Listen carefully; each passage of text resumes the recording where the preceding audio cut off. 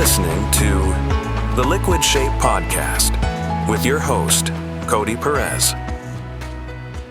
Welcome, everyone, to another episode of the Liquid Shape Podcast with your only host, Mariah. Say it louder. Mariah! Damn, okay. Now people are going to be deaf. Mariah and Cody motherfucking Perez. And we got the boys here in the house, the one and only Tasmanian Devil Perez and Lorenzo Alejandro Perez. Oh my God, he's up by the microphone. That's hilarious. He's looking at, hey, no, buddy. It's all right. You got all excited. The dog's a show dog. You can tell he's my son. He's meant to be seen. He's definitely my son. What's going on, everyone out there? I wish you guys could see the boys. I actually have a camera now. We're going to probably be messing with video here soon, but I wish you guys could see Tasmanian right now. He's like super excited. He likes it when we're in here. Yeah, I've noticed that. Both the boys they both like get all They excited. smiling. Almost like when we're leaving to go on W's. The W is what? WALK. We can't say it because they freak the hell out. So especially Taz. Look at how excited he is. Oh my God. He wants to be on. He's a showbiz dog. Are you a showbiz dog? What do you have to say? He's adorable. Look at him. You can probably hear him. What do you want to tell America? Tell the world. Actually, not just America, the world. Tell the world. And we're in 14 That's countries right. I forgot already. About that. That's great. That's Hi. wild. Thanks for checking in. Yeah. With He us. is. He's going to be all over your lap right now. So we are doing an earlier episode than normal. Why is that? Because Mariah is going on Girls Weekend. Girls Weekend. What does that mean? You guys sit around and do? Never mind. We just talk shit about guys the whole time. Shocking. I'm just kidding. I'm real surprised. You better not have nothing but great things to say about me. And whatever you tell them, you have to times that by 100. All the great things about me, you have to times it by 100. Oh, you're fine. No, we're going to be on the beach. We're going to the coast. So got an Airbnb. It'll be a lot of fun. How many girls? Oh, boy. You can't like count. 8, probably 7, 8. That's a lot of trouble. It's a lot of ladies. And I'm probably going to hang out with the dudes, the fellas, the band boys. B was talking about us getting together and celebrating because we are technically officially done with the brand new 4th American Overdose album. Yeah. With the exception of we're working on an instrumental intro to the album, a closing of the album, and a couple interludes in between some of the songs. But for the most part, the album is done. I finished. We got Pito wrapping up some things on Friday, but on vocals, and couldn't be happier and more proud. And I'm already talking about what we're doing for the next album and working on getting that started. So the work never stops. So it's going to be the boys and their papa this weekend at the house. Boys Weekend. Lots of wrestling probably and good foods, huh? Look at Lorenzo. He's smiling too. He's so cute. My baby boys. I love my dogs so much. So it's going to be me and them. And then I'll probably hang out with, the band, maybe Friday night or something. Who knows? We'll see what happens. Raise a little hell. I was joking that we should go out and we should play somewhere like as a mystery, not with our costumes or anything, and not even mention our name. Just randomly show up somewhere, do a secret show under a fake name, and then just play a bunch of stupid cover songs. What would your fake band name be? Well, I was joking. I said we should do, because the guys, Hummel and Josh, are originally from a band called Kill on Sight, and then American Overdose. I was like, let's do Kill OD. That'd be a thing that we would call ourselves as Kill OD. Kind of has a cool name to it. I don't know, ring to it. Lorenzo, you are a happy boy. Wow, look at that smile. So that's why we're doing it early. And, this week's guest, one of my best friends, Mr. Marc Halverson. We had a great conversation last night about 20 years of Proven.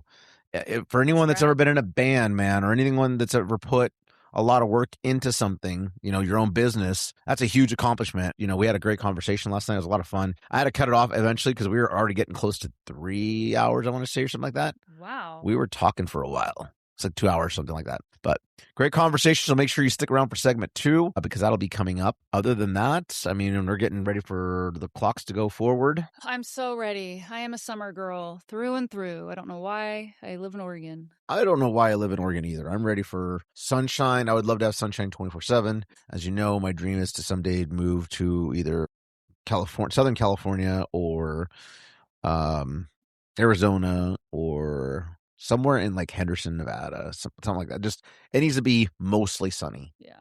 Most of the time of the year. I don't mind a little bit of rain here and there, but yeah, I don't. I like a little bit of this and that. I don't need the 4 seasons. Well, that's one reason I loved living in Colorado. I mean, granted, there would be snow here and there, but for the most part. I mean, there's over 300 days of sunshine and you're a mile high, so it's not really that cold. I mean, it's cold, but then you're frying because you're so high up. But it's like I was always outside. I was always hiking, doing something, mountain biking, something, getting drunk at a pool.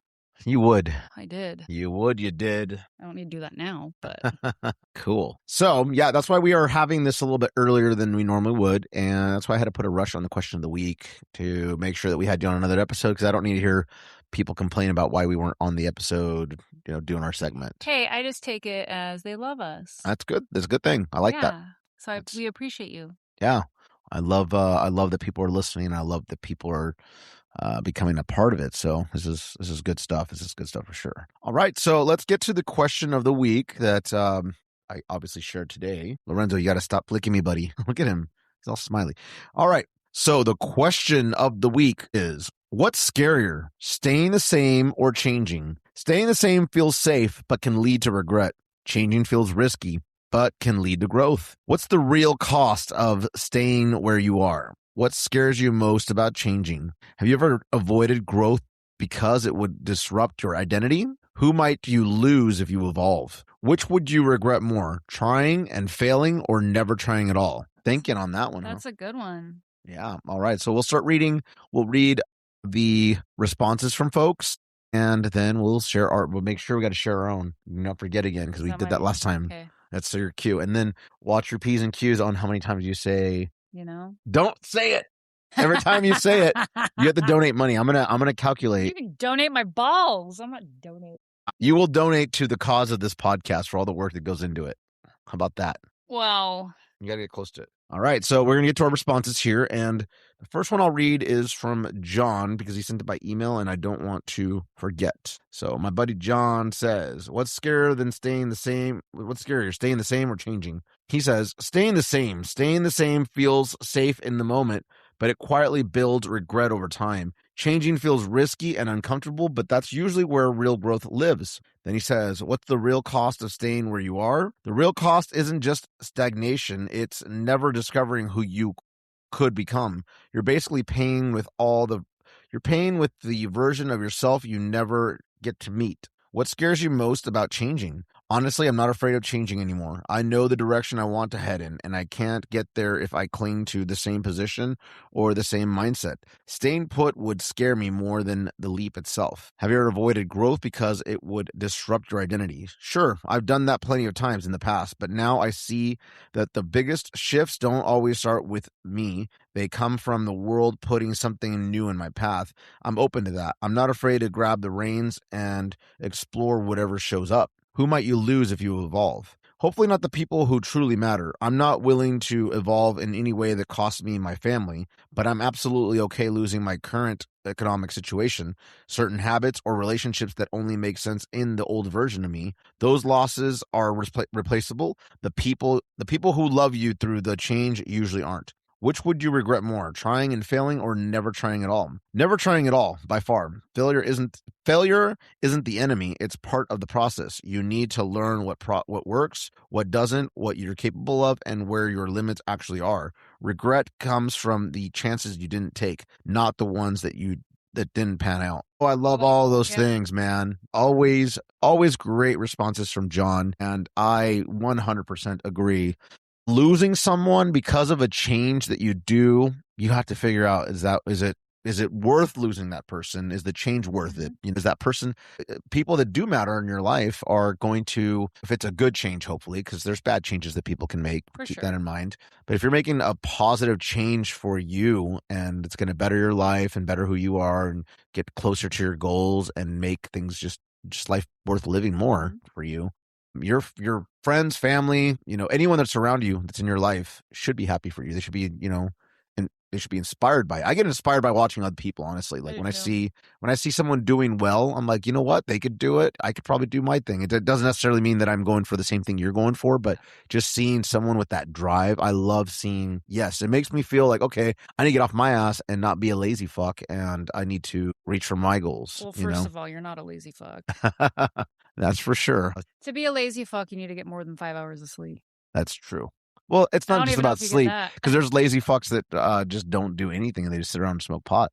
Well, that's true. That's I don't also do that true. either. But I'm You just don't saying, stop moving. no, that's what I mean. I'm constantly doing something to better myself and put myself in a better position. Let's keep things going. So yeah, I love the responses here, John. All of them make a lot of sense, and I agree with everything. So awesome response. Let's see here. The first one here on Facebook, because no one else responded on Instagram or the other ones, so I'm just gonna go off Facebook. So This one's from Carrie Nice. I hope I said that right. Sorry, Carrie. I struggle with this one on a regular basis. I'm in retail, so there's job security, and I've been doing it for so long that I'm paid very well. I'm off at a good time. I have more PTO than I can use, and I have set days off every week. The downside is it's very monotonous, not challenging for me at all, and it feels almost oppressive at times. But if I start over with something else, I'll almost definitely lose pay. I could lose the time I have with my family, a lot less PTO, and what if I can't stand it? I mean, you do on that one make a great point, because when it comes work-wise, there's always that you have to think about. So I guess, broken record. From an HR standpoint, always remember, especially when you start a new job, you have to wait the year or whatever for FMLA to go into place. So if you got hurt or sick or whatever, you may not be eligible. You might lose PTO. I don't know. One thing I always say is that the grass isn't always greener on the other side. However, what's the risk of being stagnant too? I mean, if you're not miserable and you're like, I can do this, but I could probably do more, but you're not like busting at the seams for something new, and I'm saying it. No, that makes sense. Then I would say do what you got to do. But yeah. And you helped people when they were trying to switch around positions, because you're in HR, and when you were at like the winery and whatnot. I did a lot Did of you recruiting. help recruiting and whatnot? Mm-hmm. Yep. So did you ever, like, what kind of words would you say to people when they were like feeling like this, or they came up to you and they said, "Hey, I'm kind of feeling like I'm stuck in a place." Like, did you have them like job shadow people in different departments, or did you ask them what they were interested in, or how would you get it out of them to see like what potentially else that they could do within the company? Yeah. So keep in mind, like working at the winery, typically with that, it's a lot of entry level. So tasting room, food runner, that type of stuff. And a lot of the time it's part-time. So that's really basic, which is nothing wrong with that. So it's typically either younger kids entering the workforce that are of age to pour. Well, I guess in Oregon, you can serve as long as Serve you're at 18. So Serve at you have to have 18, but I don't think OOCC. you can mix drinks until you're 21. Yeah, well, it was wine, so they weren't mixing drinks. But when they would come to me for guidance and stuff, I just asked them, what are your interests? What do you see yourself doing, or, XYZ, and then kind of guide them from there. Not necessarily within, because within that, industry / company, because we were smaller, there's only so far you could go, and you can't just hop into a position if there's not an opening for it. Yeah. Or like a succession plan or whatever. But then it was just helping them, like maybe they go to college, or maybe they try to get on here or there. And so give them, like, if you want to type up your resume again, let me see it. Send it to me so I can look at it, and I can give you some, recommendations there on edits. Because a lot of times people's resumes suck.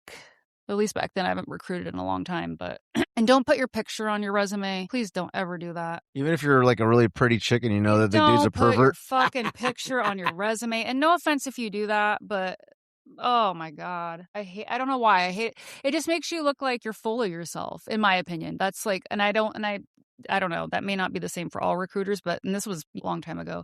But I was just like, why is your picture on? I don't know. It was just so weird to me. I'm like, I don't want to see your fucking picture, because then it makes it hard too, because then it's like, it can create a bias. It can make you feel like I didn't get the position because maybe you have some crazy like colored hair and some tattoos and piercings and whatnot. And it's like, well, I didn't get the position because your fucking hair is brown and I only like blonde. No.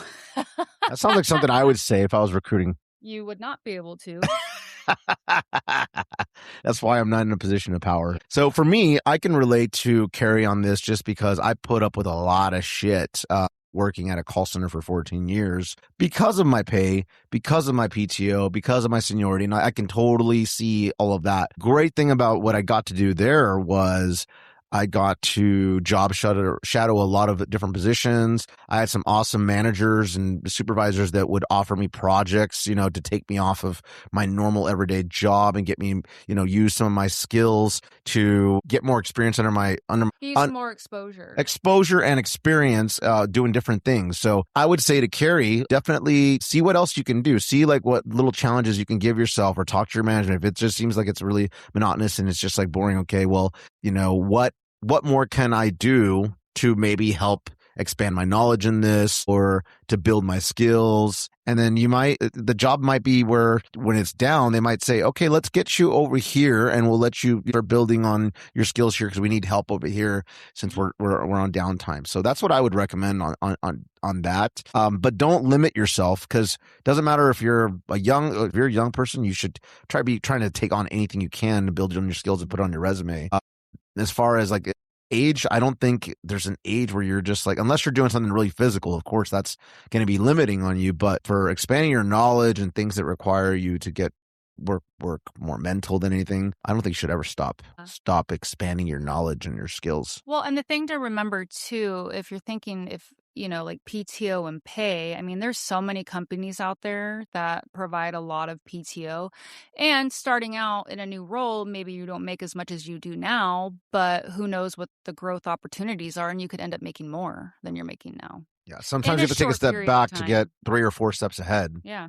I mean, my position or the company that I'm at now, I've been there 3 years, and I've had, luckily, I mean, sure, every company has its areas for opportunities, right? But one thing my company does pretty good or pretty great at is their salary. So, I mean, my salary's increased a lot just in the 3 years that I've been there, thankfully.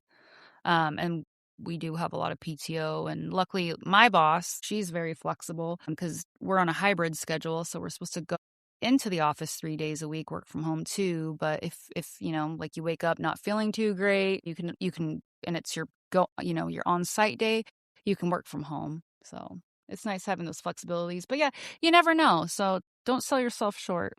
It's easy to get stagnant and comfortable, but if you feel like there's more out there for you, you should definitely strive for it. Agreed. Keep learning and keep building. Next one, I'll let, let's see. No, it's my buddy Steve Helmer says, that old familiar sting equals staying in a miserable place because it's familiar. Nailed it. Trent Reznor. Agreed, sir. All right. And let's see. Brandon Gill says, changing is scary because when you change from something that's been going for a long time, it becomes habit. It becomes pattern. It's something that you're used to, in the you recognize. It becomes your normal even if you don't like it. It's a very beginning of it changing can be scary because new things, while they can be good when you're not used to it, it's uncomfortable and a little frightening. I feel like if it doesn't scare you a little bit, it's not worth it. Yeah, I mean, because change should, yeah, that's the whole point. You're growing. It's another opportunity to expand your knowledge, expand your position, or whatever it may be. And what I would say is challenge yourself. If you get scared, get yourself excited. Like, think about the possibilities of what could be, you know what I mean? Like, instead of scaring yourself and thinking like, what if I fail? What if I fail? What if I fail? Don't think that way. Think about the possibilities of what could be if you do move forward with what the decision. And then you should, if you're going to scare yourself as like, if I don't, I'm going to stick around here. And what if I miss out on an opportunity? Scare yourself in that sense, because then it's going to push you even further to make that leap. And yeah, it's nice to be the expert subject matter of something and where you can do your job and with the blindfold on and everything. But at the same time, it's like, well, okay, that's great. You've mastered this. Like, why limit yourself? Go master something else. Because to me, it's always fun. The funnest part of it is not getting there necessarily. It's the journey. I've always said that, like, when I'm writing music, for example, I love the writing process. I love the ideas bouncing back and forth and changing things and whatnot, and then recording. Then when the finished product is done, I usually just leave it and it's out in the universe, and I don't go back to it, and I don't overthink it or whatever. So yeah. Anything else you want to add to that? Nope, you nailed it. I'll let you read the next one.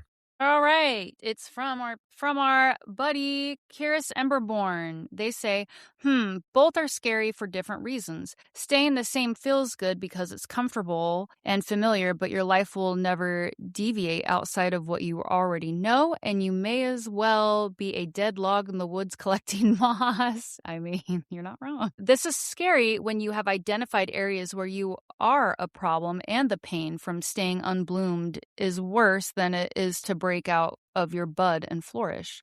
On the other hand, uncertainty is scary, and changing means remaining open to the possibilities that nothing will stay the same. The sad truth is that growth will cost you something, and yes, you'll lose things. In the middle of it, though, it will be difficult to see the cost, but by the time you reach the goal, you'll realize how important it was to shed those fears and grow. Growth is a choice here. If you aren't growing, you're a dead, moss-covered log. Don't be a log. I agree. That's a good analogy. I like that, Kiris. Yeah, I mean, the way that what you just said painted a picture of me is like thinking about the trees. Think about a tree when it's changing throughout the years. Like it has these awesome leaves, these colorful. It goes through different changes, and then finally, when it gets to the point where it's like dried out, they fall off. All that the bad stuff, and then it leaves room for new leaves to That's right. Just how beautiful it is. Yeah, that's what I'm saying. So like think of change that way. Think of you as a person evolving that way in a continuous piece of work of art. That's the way I look at it, man. You can't grow, you can't learn, you got to push yourself, and being stuck in your old ways is boring. Like, why would you want to live a boring life? Wouldn't you want people to say, hey, I did it my way and I learned a lot and I don't have any regrets and I learned a lot and I pushed myself, I challenged myself, versus just being like, I lived my life the same way, comfortable, and nothing exciting ever happened. No one wants to do that. No one wants I mean, to do I'm that. sure there's people out there, but push yourself. Push yourself. Do you want me to read the next one? Sure. Okay, so the next one is from Danny Panders Benton. They say, I think people just stay where it is comfortable to them, even if it's actually miserable. It's always the unknown. People forget that we are supposed to be ever changing, ever evolving. And I think a lot of people were raised for failure. They weren't given the emotional support or tools to be an actual decent human being. A lot of parents don't give a single fuck, a single damn, or even a thought about what their kid needs to grow and get ready for the real world. They get mad when their kids are hungry or they need any of the basic things they need to grow, and that neglect carries over into adulthood. They stay complacent because it's familiar, or they don't want to make anyone mad at them. I've changed in so many ways as a human, as a woman, and it was terrifying. I make comments to myself about how I miss before I did all the deconstruction that I did sometimes. Not because I miss the environment I created for myself, or the environments and influences I surround myself with, but because sometimes it's frustrating to see how people treated me and others, and how I didn't see anything wrong with that behavior. It's like Spider-Man. It's a gift. It's a curse. I like that response. Yeah. No, how people can be raised for failure. I mean, everybody obviously has a different upbringing, but I'm not sure about now, but at least I know, like, growing up, it just seemed like maybe, and it could have just been where I grew up too, small town, stuff like that. We weren't really shown how to grow up. It was graduate high school, get a fucking job, or go to school, figure it out. But there was like no help, no nothing. It was just either do this or do that. What do you mean? Like, how would you want to be shown then? Well, I mean, I would think like now you see parents that are constantly communicating with their kids from hopefully not doing putting too many limits on their kids to make it stressful, but enough communication of, hey, you should have a plan for once you graduate high school. What do you think you want to do? Maybe they're good at sports. Maybe they want to take that into college, or maybe that's not their thing, but what do they want to do after? Do they want to do college? Do they want to do XYZ? Or there's a lot of options. It doesn't have to just be college, especially today's day, but have those conversations, not just constantly say, get a job or this or that, or even nothing. Just get out of here. Go do your thing. Get out of here. No guidance, I guess, essentially is what I'm saying. I've seen the opposite, though, unfortunately.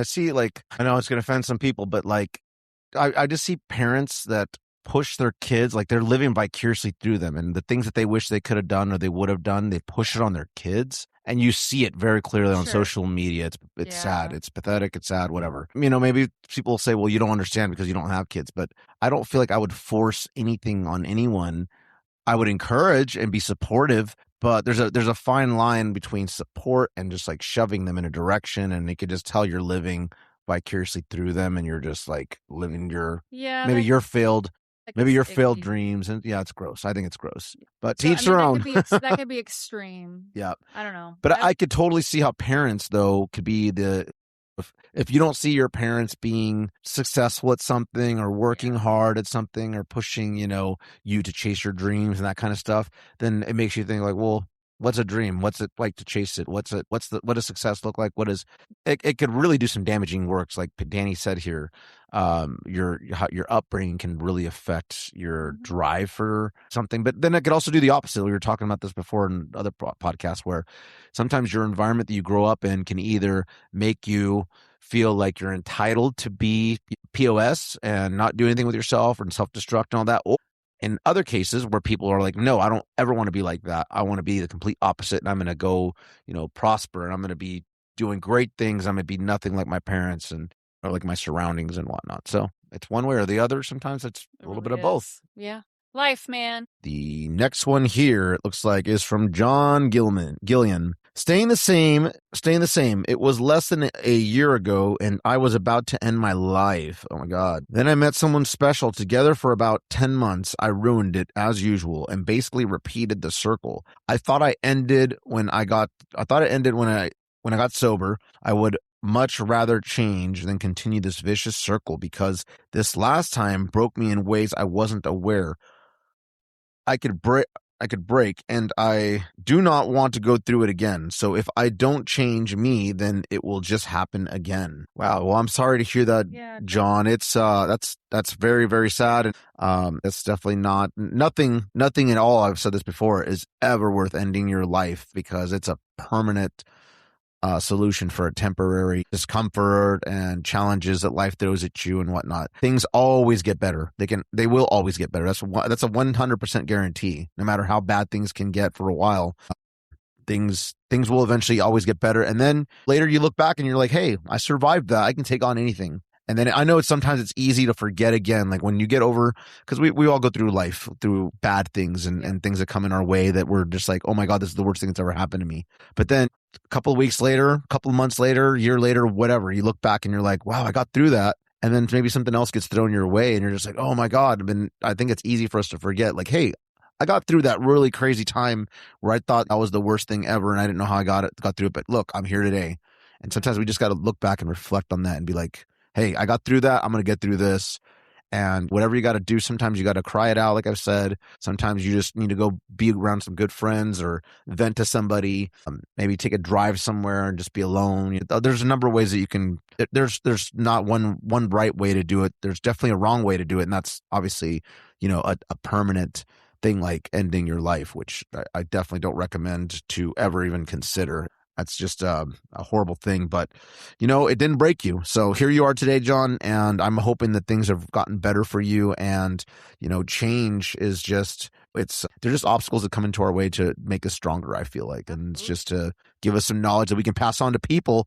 Because I guarantee you have a lot of people, John, in your life that care about you and that love you, and that if you weren't around here, man, it would destroy them. So you're here for a reason, and you can be an example for getting through the bullshit and getting through the heartaches and getting through all that to encourage them to get over any crazy things that they're dealing with in their life. Absolutely. I mean, it's just as hard as it is. And in the moment, it may not feel like you have people on your side or people that care, or, they wouldn't care if I wasn't here. I guarantee you they would. And, when you're in those moods, because I've suffered from, I've had my ups and downs with depression in my life too. I even attempted to slit my wrists in high school by ripping my razor apart. So I'm glad that you are still here, John. And I just hope you just keep putting your best foot forward, just trying to be as optimistic as possible. And sometimes you just got to pull over and scream in your fucking car at the top of your lungs. I have done it. And don't give up on love either. Don't give up on love, because there's always someone out there for somebody. And even if I've said this before, even the people that that have came in and out of my life. They came into my life for a reason. I learned some things from them. I became stronger and better even after the relationship was over. And I don't have any regrets from those people. Like it's taught me to love. It's taught me what not to do. It's taught me what to do. It's taught me, what I could put up with and what I can't put up with. It's built character within me, and it's going to do the same for you. I guarantee you that the people that have came into your life, no matter how long they were in your life for, whether it was 10 months, 10 weeks, 10 years, whatever, there was a reason for them to be in your life and you to be in their life. And people will come in just like friends come in and out of your life. Relationships do as well. And so there's always someone out there that you'll run into that is going to come into your life and change your mind on that. You are here for a reason. Don't forget it. For sure. All right. So I think that is all of them that we have for this response. So I'm going to let you go first. So I'll read the questions back again so that you can answer them, or unless you want to look at them while you're answering. No, go ahead and read it. I like when you read it. Okay. So I'll ask you. So what's scarier, staying the same or changing? To me, staying the same is scarier. I don't like feeling stagnant. I am someone that, maybe it's the ADHD, broken record, I know, but I like change because I get bored really easy. And just feeling good of taking that challenge of I could fail, but what if I don't? It could be so great. And the worst comes to worst, I can always most likely come back to a similar situation where I'm currently at, riding the wave. But at least getting out there, trying new things or exposing yourself to more opportunities, whatever it may be, at least you have that to look back on versus just staying where you are, not doing anything, and then being like, man, I should have, like when you're older, look back and thinking like, oh, I should have applied myself better. I should have did this. I should have took the chance while I had it. I'd rather try to do change, put myself out there and fail versus just sitting here regretful. What really is a fail, though? Think about this. What really is a fail? Is it a fail because, your mindset of what your expectations Probably. were, or look at it as, hey, I learned something from this. I gained something from this. So that's a success. Absolutely. So it's a mindset. That's true. Yeah, absolutely. What's the real cost of staying where you are? Obviously it's going to be different for everybody because if it works, it works. But if you always have that urge deep down inside of like, oh, like I'm really like this, whatever it may be, is something that really interests me, but I don't know. I've never done that. I'm comfortable where I'm at. I think it just can cost you just confidence and stuff too. Because after a while, you're just like, well, I wasn't good enough to try that. What am I good enough for? I don't know. Does that make any sense? I think it costs you growth. Let's see. What scares you most about changing? It just depends on what it is, what I'm trying to do. Like for me, if I'm trying, like say if it's like career wise, I guess the scary thing to me is say I got on in a higher role with a different company and then the company turns out to not be something I expected and it's a shit show. Every company's a shit show. So I guess you're saying it's unexpected. Yeah. That's what scares you? But I don't want it to be enough to scare me to stay either. I think what scares me personally is about changing is losing what I have. But at the same time, like I'm more scared about not changing and staying the same. We have to remember like everything works out in the end. It does. It may not be the way you wanted or what you were expecting, but I do believe everything happens the way it's supposed to. Yeah. And it'll lead you, and say you do jump out and do something new, whatever it is, and you're like, this isn't for me. Well, it will probably lead you into something that is for you.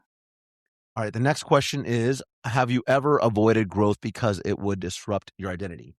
Maybe when I was younger, just having lack of confidence, not really applying myself, especially always, I'm dark hair, but having always bleaching my hair blonde and that type of stuff and that whole stereotype that comes with it. I didn't want to be looked at as like, you're not smart enough. You're not this, you're not that enough. So I think that probably held me back a lot when I was younger, just insecurities there. But now I don't think it would disrupt my identity at all.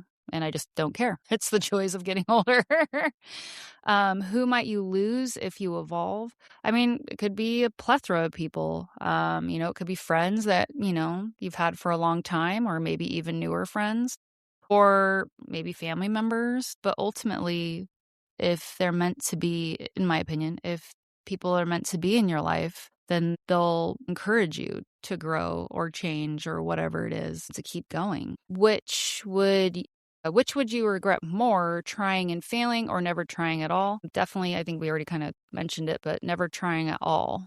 because I think I would just resent myself, for not trying to get out and do something else. To me, that's way more scary than trying and failing.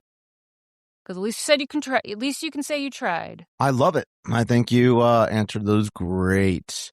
For me, I mean, I think I answered for the most part most of these things, but definitely staying the same is way scarier for me. Change for me is exciting. I mean, I have it tattooed on my neck. The kanji on my neck means change, literally. That was my first tattoo. Watch, it means penis. Probably, with my luck. Anyways, so for me, I've always loved change, and it's not always comfortable. It can be, it can be scary. You're going to go through your emotions, and that's perfectly fine. It's normal, but it's exciting for me to see what's going to happen, what I'm going to learn from it. And what's funny is that one thing that I feel like it scares people is, like I just mentioned to you right now, is I think the unknown or the expectations. The expectations. So, for example, when we shoot a video. When American Overdose shoots a video, we have these ideas that we come up with, these great ideas of what the video is going to look like, what we're going to do in the video. And we have these ideas. We all have these different ideas in our head, I think. And then we come together and we put them together on what's going to happen. But then when we finally see the finished product, it's never exactly like we thought. And many times at first it's like, oh God, this is not what I wanted. But then I'm like, okay, I got to let go of what I thought and what became and the art that we created and what this actually is, and embrace it. And then I look back and I'm like, oh, my idea wasn't, that idea we had was not great. This turned out great. This is awesome. And that's just one of those things where what's meant to be will happen, and you just got to kind of accept it, ride the wave. And that's not to say you settle. But I think settling, if anything, is staying the same and staying comfortable and not growing, and that's not good. Yeah. Anything else? All right. Well, what do you think, Taz and Lorenzo?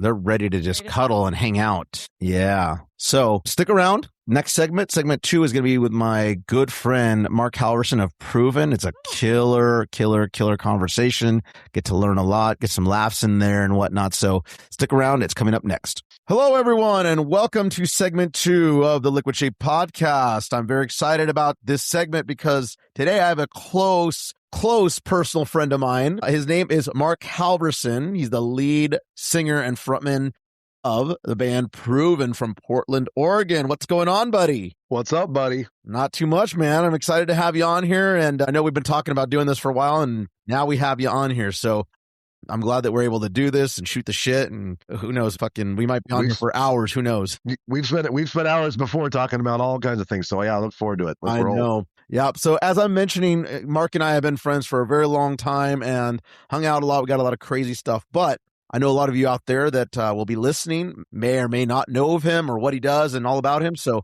Marc, take us back to way back in the day. What got you into music? Who got you into music? How did you get to be a frontman? Let's talk about how you started Proven, all the ups and downs and highs and lows. We'll start back like how everyone's got their thing, and how I got into music was just, started way back in the day, just in the car with my dad and my brother. Obviously, we all came from somewhere, and for my dad, just playing the oldies from you talk The Who to Bryan Adams, you name it. My brother and I in the back singing along, listen to. Now, I'd say the first tape I remember I ever got for when I was a little kid in my stocking was Bruce Springsteen, Born in the USA. Nice. That was my first tape, dude.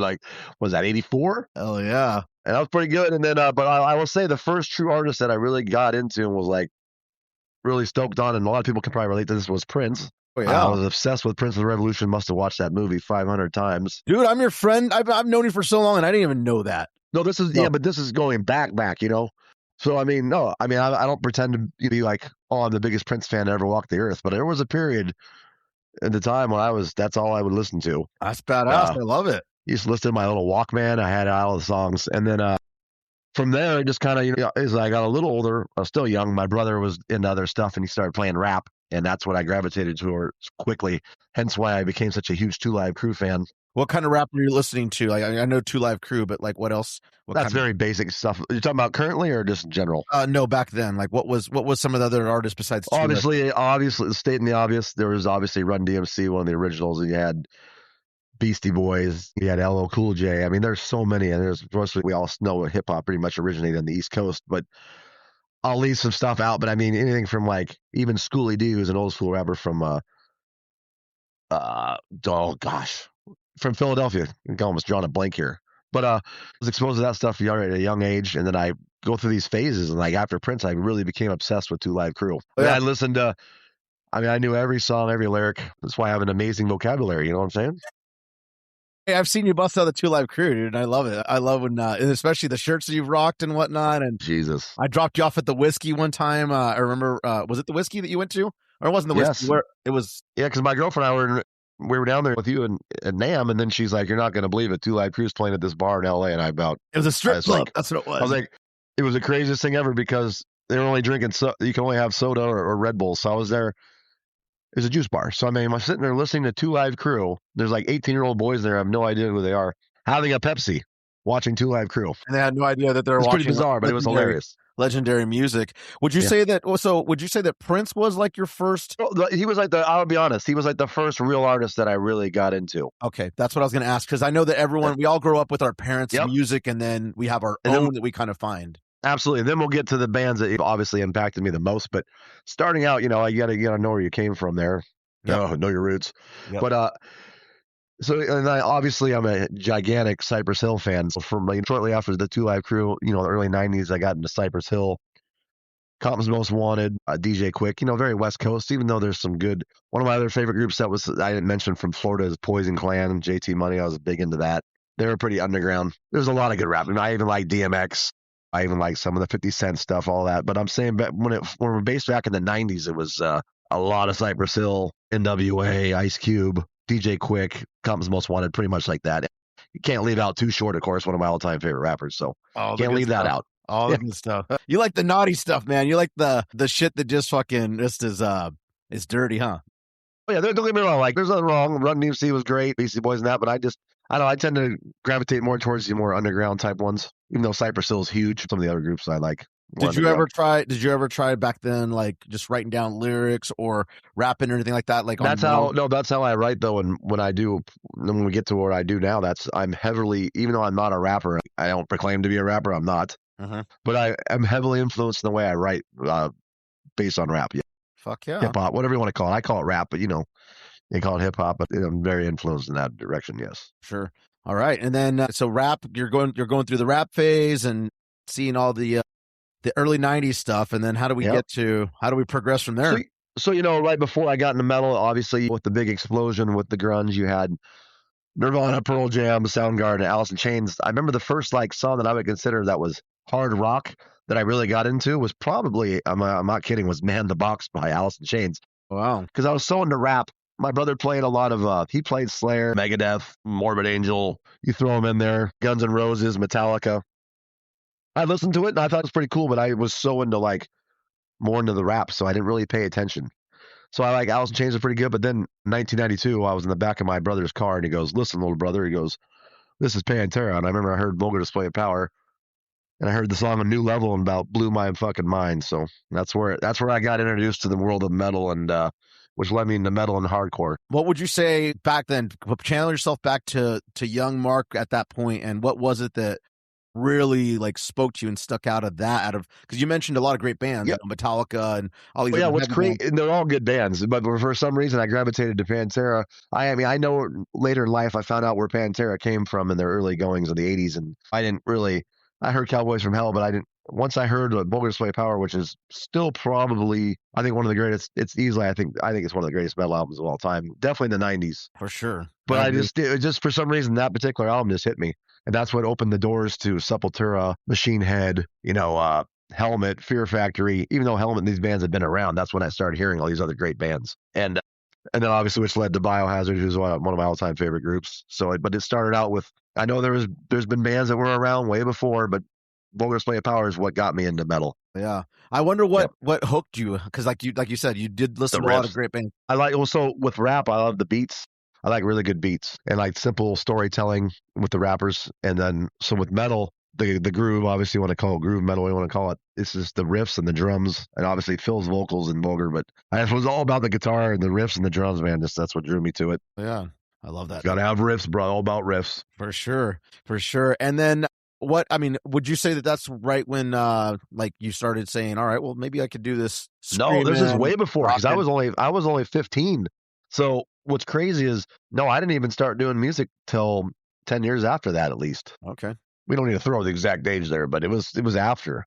I got to be honest, looking back, I wish at that point I would have met people. I had friends that were into that music, but no one was playing music. And did you grow up around here, or where did you grow up at? Oh, I grew up all over Oregon. All over Oregon, okay. I was born in Seattle.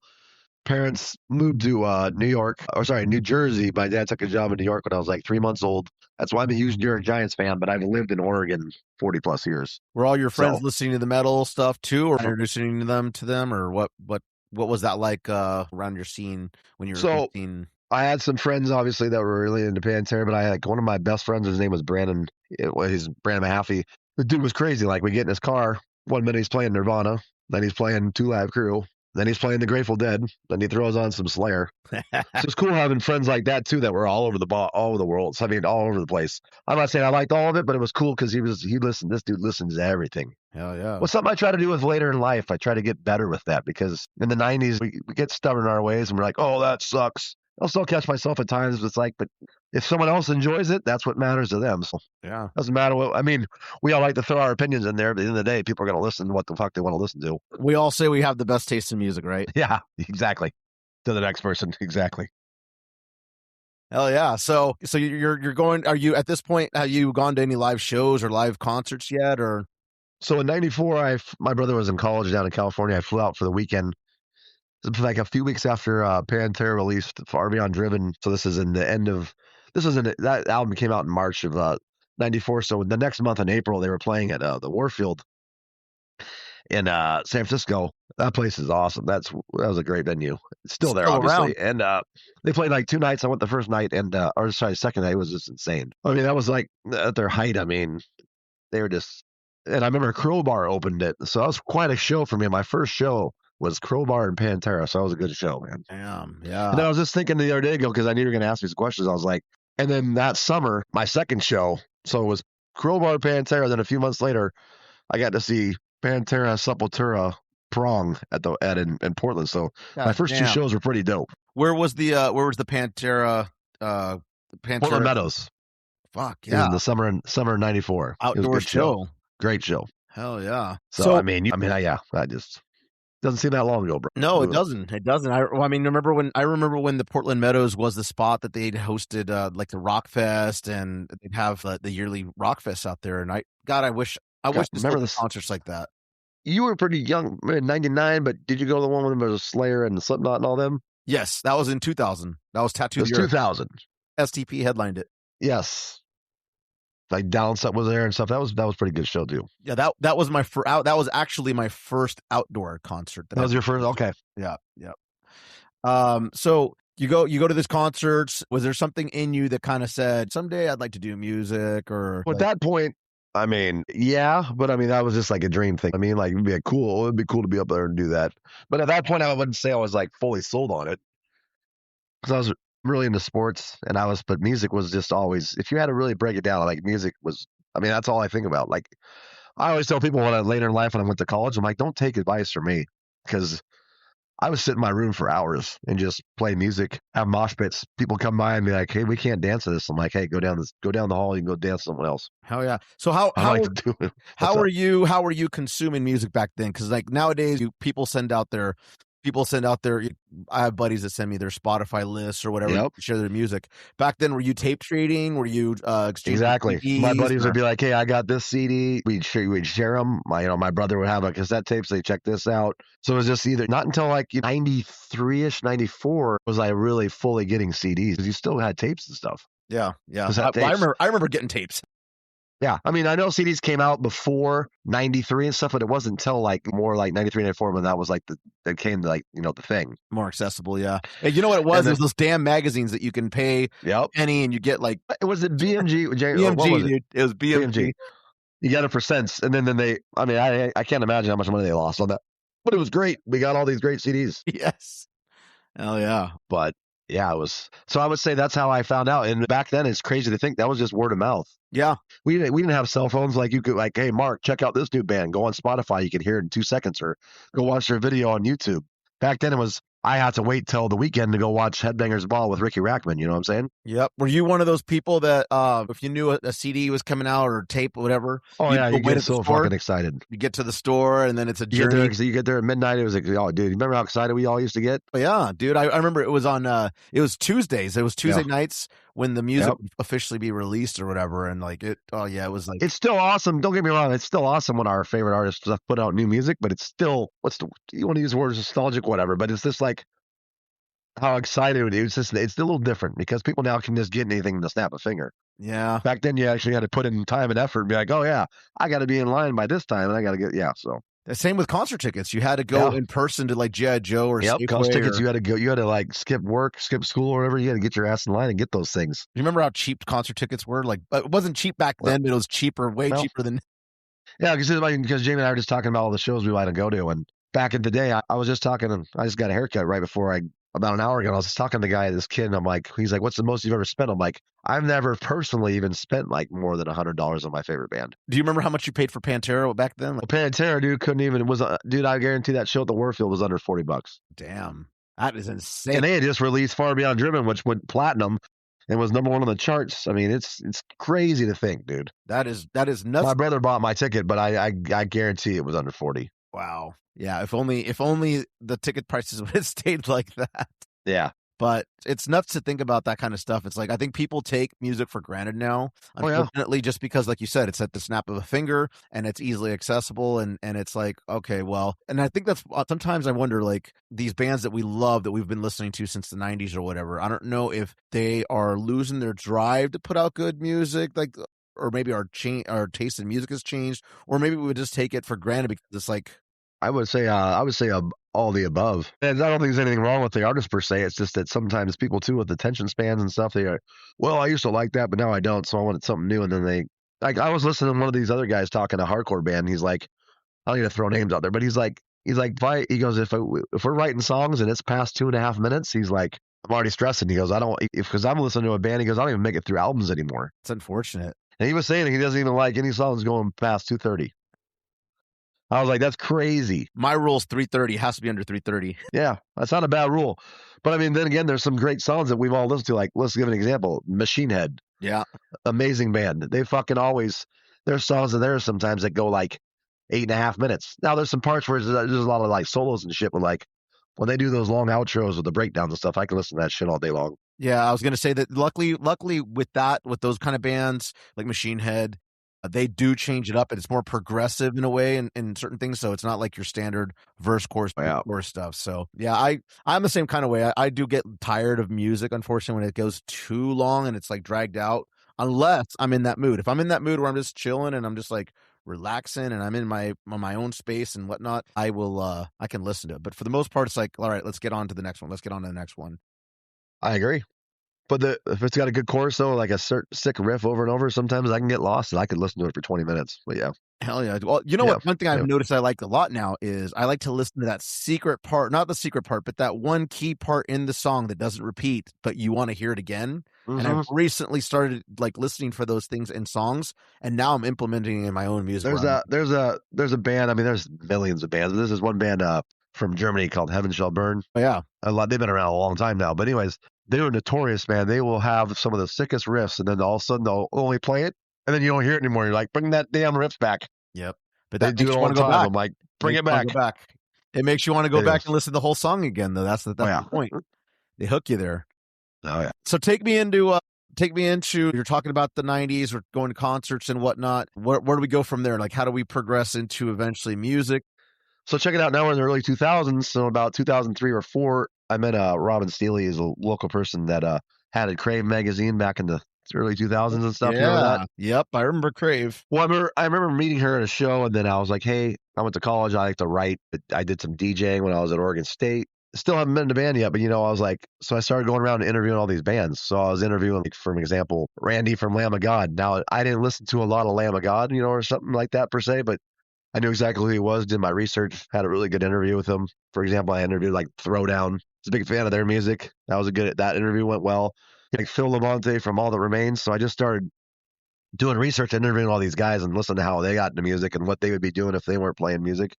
And I was just thinking to myself, and I interviewed this one other people, and they're like, I used to go to a lot of shows, and they're like, I think I could do that. I don't know. I just always liked music. So I was like, it came down to 2005. So for about a year, I've been interviewing bands, going to a lot of shows, doing reviews, writing about it. Were you writing for Portland only, or were you kind I of? was just writing for that. It was an online magazine called Crave Magazine. But I think they went. Were they like regional too? I think they. Then eventually, yeah. You have to. It's been a long time. I don't have the exact answers. Like Robin obviously would be able to inform you more on it. But so what were you doing? Were you doing just like mostly reviews of CDs? Yeah, I was doing reviews of like CDs. Or...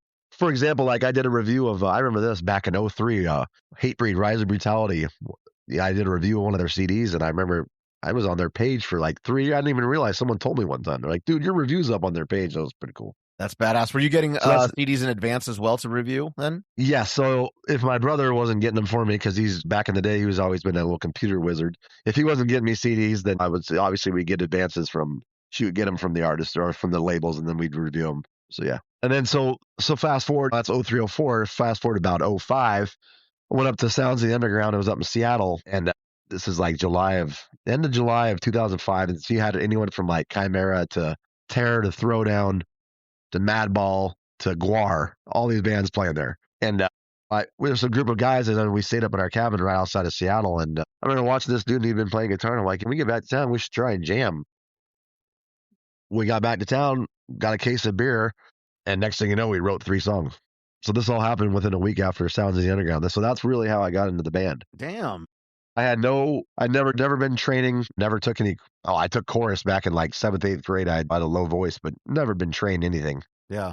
Never tried guitar lessons like once in the early 2000s. Hand coordination's garbage. I mean, I'll be brutally honest. I can hear music. I can help with arrangements, but like when it comes to playing the instruments, not my forte. I hear you. Not my strong suit. But I know you. I definitely know you know good riffs and whatnot. I've always heard that they say Mark knows how to kind of arrange or kind of explain what he wants to hear or what he hears. I can hear shit like we do this many times, this and that, but you still got to be able to work with your bandmates because you know how we are. We all get in our stubborn ways, and you only want to hear it your way. And just like sometimes you got to step back too and be like, Mark, shut up. I'm the guitar player, but at least he can. When you do it enough, it starts making sense. Because I used to sit back just like you and be like, how do these dudes write these songs? Like, how do they write these choruses, these verses? When do they know to do this change? When do they do this change? And once you actually sit down in a band and, fast forward now we're 20 years in, but it just starts making sense. Yeah, 100%. But you do it your own way. Yeah. What works for you may not work for me and vice versa. It's just, you're going to do it your own way. Exactly. You figure it out. Was this when you were starting Proven, or was this a different band that you were? So like I said, when we came back from Sounds of the Underground, Randy and I, the guitar player at the time, I was like, he's like, what are your favorite groups? And I'm like, if we want to talk hardcore metal, I said, if we're going to write, I said, let's just go with our core influences. And we both agreed on like Biohazard, Pantera, Sepultura, with some hardcore bands, like throwing some Madball, some Terror, some Throwdown. I mean, you can't deny everyone knows Hatebreed, but the main core 3 were probably, like I said, Biohazard, Sepultura, Pantera, because it's what we grew up on in the 90s. Yeah. And we said, we'll just try and take those influences and make our own sound out of it. And so we didn't reinvent the wheel by no means, but we have fun. Like, this is how we'd write it. You know, it's crazy. I remember when you guys first played as. I don't think I was at the first show. I don't think by any means, but I do remember seeing you guys at. It was I want to say it was Rock and Roll Pizza. I didn't even know you at that point. I just knew of the name, and I remember seeing you guys play. Did you guys play? You guys played Rock and Roll Pizza back in like 05 or 06 or something like that, maybe 07. It was around that time frame. But I remember seeing you guys, and I remember seeing the name a lot because I used to go to a lot of local shows back in that, especially in the Rock and Roll Pizza days. I'd go to. Yeah, this is before we were bros. But yeah,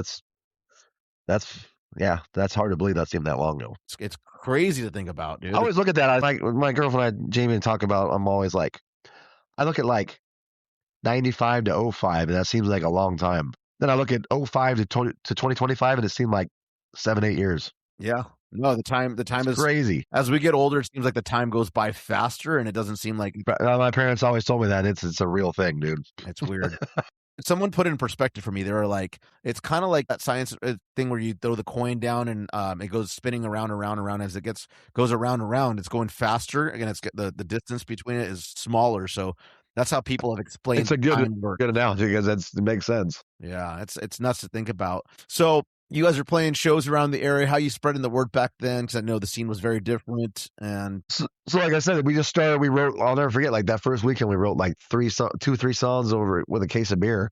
Randy's like, hey, I used to jam with this dude named John. He's a good drummer, so we called him up, and he came over. He's like, yeah, I'm not doing anything right now. He came over, and then Randy at the time was giving guitar lessons, so we got this guy named Sam Bogus. He's a great dude. He started taking lessons, and Randy's like, yeah, you don't need to take lessons. You should be in a band. So then next thing you know, we're in a band. Oh, we found a bass player eventually to step in, but really it was just the 4 of us. So it was just Randy, Sam, and I, and John.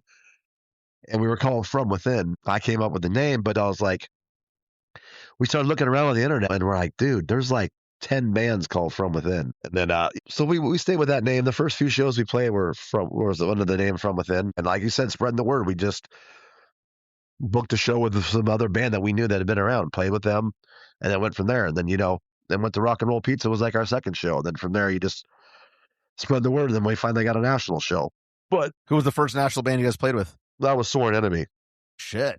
Back when Sworn Enemy, but right before that, so how this came to be with our first CD is yeah, I mean, like I said, people don't know, but anyone that knows us knows that we're huge Biohazard fans. That's like our biggest influence. So anyways, Billy Graziati, the guitar player, singer, I know the dude since about 98. He was in it. So when Biohazard took a break, he was in a band called Suicide City, and they were in town. So like I said, we just started jamming. I was like, hey, we just recorded a demo like 2 weeks before, and I'm like, hey, Randy, we should go hit the show up and see if we can talk to Billy. So we pull up, and I guess we were blaring Biohazard, and some guy came out and told Billy, he's like, dude, there's some dudes out there in a truck playing goddamn Biohazard all the time, going up and down the street. He goes, they're going back and forth down the street, blaring Biohazard. So next thing you know, he comes out to the car. He's like, what's up, Mark? I'm like, you got a minute? He's like, sure. So he got in the back seat. We put the demo on, and I'm sure he was, thinking to himself, dude, this is going to just be garbage, because he just knew me as a huge diehard Biohazard fan. But he actually was like, hey, that doesn't sound too bad. He's like, I got a studio in Jersey. He's like, if you're ever in that neck of the woods, he's like, come in and you can record. And I was like, dude, we're going to be there. And he's like, whatever. Anyways, 2 weeks later, I called him, booked it. First week of February, I'll never forget, it was the night of the Super Bowl. It was the Steelers were playing the Seahawks. And it was February 06. We flew out for the weekend to South Amboy, New Jersey, record our first EP. And then that's where it went from there. Damn. And that's how that's commitment, dude, to go out there and to fly that distance. Well, and plus knowing him for years, and Randy was a huge Biohazard fan too, so we getting to go work with, I guess you got to break it down if you want to call it like the people we looked up to when we were younger, like the posters on our wall, those people. So if you want to say our idols, absolutely, but you're like, holy shit, I'm getting to record with Billy from Biohazard because I'm a huge diehard fan. So that was a great experience. I was going to say, to go from there. How did that go? Because you guys were there for a weekend and we recorded a whole EP. Yeah, we were there for like 3-4 days.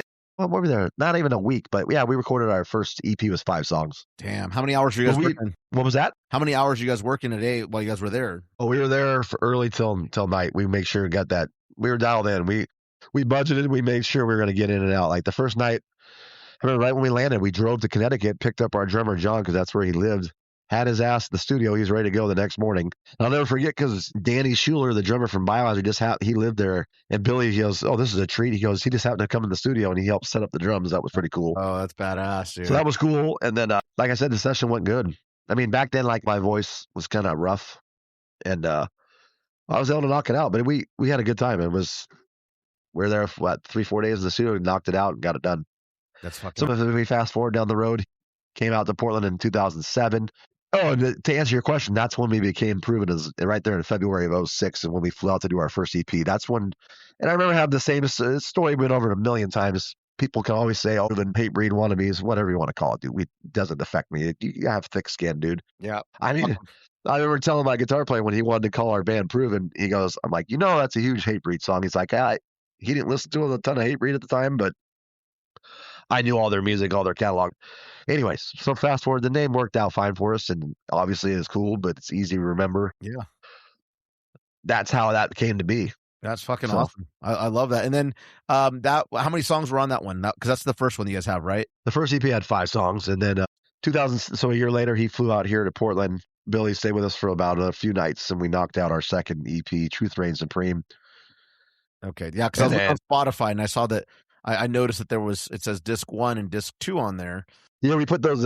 We started selling it as a double disc. Yeah. The first 2 CDs makes sense. Hell Because, yeah. the first one's technically an EP, obviously. So you guys recorded in Portland. So you guys got to record in Jersey, the first one, and then the second EP happens in Portland. What was that like? Jackpot Recordings. It was called Jackpot. And then after that, 2000, well, we took some time. We've had some lineup changes. Obviously, that's just life. And we started recording our third album in '08, and then some guys left, and then kind of put on the back burner, even though the songs were pretty much done. And then Randy had left for a while. He came back in '09, and then we did the EP, My Brother's Keeper, and then we went back and finished Balance of Integrity. So they had kind of that EP and that CD kind of came out almost around the same time. Did you guys combine those two then? No, they were separate. And then again, Billy came in. He came in and worked with that. We were working with our buddy Gabe Johnston, Diamond Studios, and then it got changed again. And then he worked with Gabe on that one. Gabe did all the recording, mixing, and then Billy obviously was there to help with the song, just the arrangements and this. For example, like I had songs before. I had this one song called Eye to Eye. Had the chorus written. I looked at him and he's like, "What you got for lyrics?" I'm like, "I ain't got shit for lyrics." And I remember he goes, "Hand me the headphones." So I remember he had the song on repeat, just the beat. Then not even 10 minutes, he came back, goes, "Here's your first verse." I was like, "All right." And then we just kind of followed suit and made it work. That's So awesome. like little teaching moments like that. Someone that's been in the business a long time that can on the spot I'm always going to learn, dude. I don't pretend to know anything more than anybody else. I know what I like, but that doesn't mean I'm an expert on anything. No, that's how you learn. You learn from the experts, and then you take on that, and then you make it your own. I love that you're talking about that because. And I can handle the criticism pretty. I mean, no one likes to be told that something's not good or this, that, but you got to have thick skin, dude. Yeah, you're putting yourself out there. You're putting yourself out there. Your words are being put out there, your music and everything. So there's always gonna be fucking haters that just because someone else hates doesn't like it or something. If you enjoy doing it, I mean, at the end of the day, I don't think you're gonna lose a lot of sleep. No, not at all. I mean, there's a lot of bands out there that make a lot of money that are quite successful. They don't give a shit about what you and I are gonna think and talk when we say what we say. Not at all. We like to say, like, I like to make a comment like, "Oh, I don't really like that album. That's kind of lame or something," but they're doing just fine for themselves. I was gonna say they're cashing in and they don't give a fuck about our opinions. Yep. So I know you guys did some international touring too. You guys get these albums out. You guys are playing the local scene around here. How do you guys get out Ireland? Of the country? So Ireland's a crazy story. There's a guy named Rory Cook who we're forever in debt to. He's a guy that befriended us on MySpace back in '08. Probably no. He started listening to us back in '06. And he's been staying in touch with us throughout the years. And then finally, he had this thing, and they called it hippie stock, which is bizarre because it was a bunch of metal bands. There was nothing remotely hippie about it, but they just called it hippie stock. But anyways, the thing behind it was Rory, one of his good friends, had passed, so they were doing it for a good reason, a good cause. And he's like, "You know what? I'm going to fly you guys out here, and I would love to have you out here." We're thinking to ourselves, that sounds great, but like right now, I don't even know how we're going to pull this off. Fast forward, not even a year, this dude bought. So there's 5 of us in the band, and we had a person with us. So there's 6 of us. Flew us out there, paid for everything. Paid I remember this dude paid for everything. All we had was he like a super fan? All we had to do was show up. Literally, all the gear was backlined. So obviously the drummer brought sticks and his cymbals. Guitar players brought their pedals. Dude. All right, so we're in Ireland. We are in Ireland. And my buddy Rory, I told you, he met us at the airport, paid for it all, and you see this dude, you're like. He rolls up, tall. He's really tall. Big old beard. You're like, if you'd have seen him, you'd been like, how did he pay for this? But he did.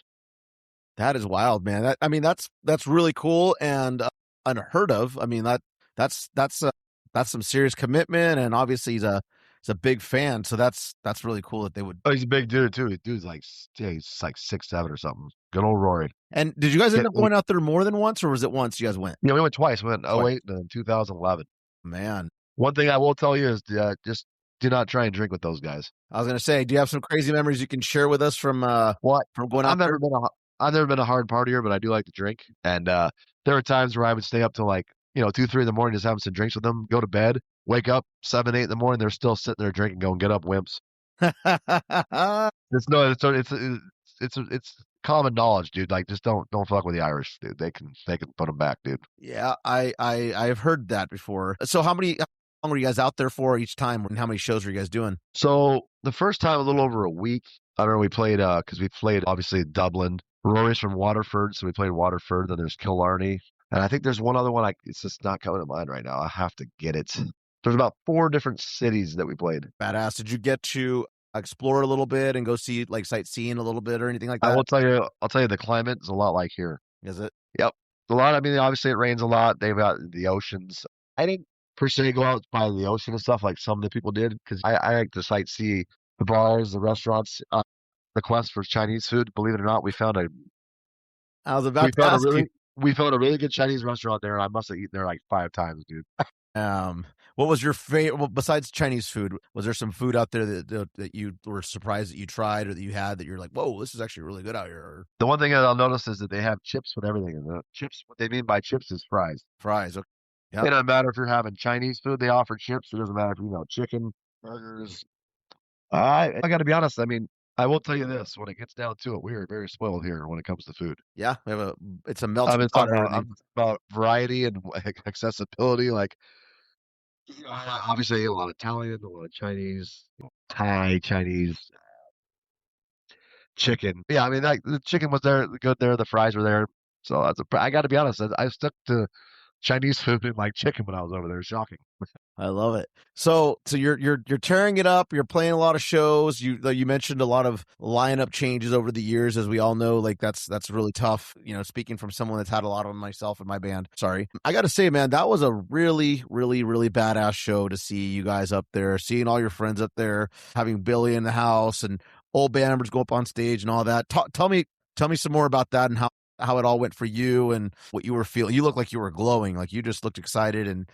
I put that up there. I mean, we have our moments musically. That was could be besides maybe like the first show I ever went to when I saw Pantera Crowbar. My mind was blown because I'd never been to a concert before. That had to be a top 3 moment just in general.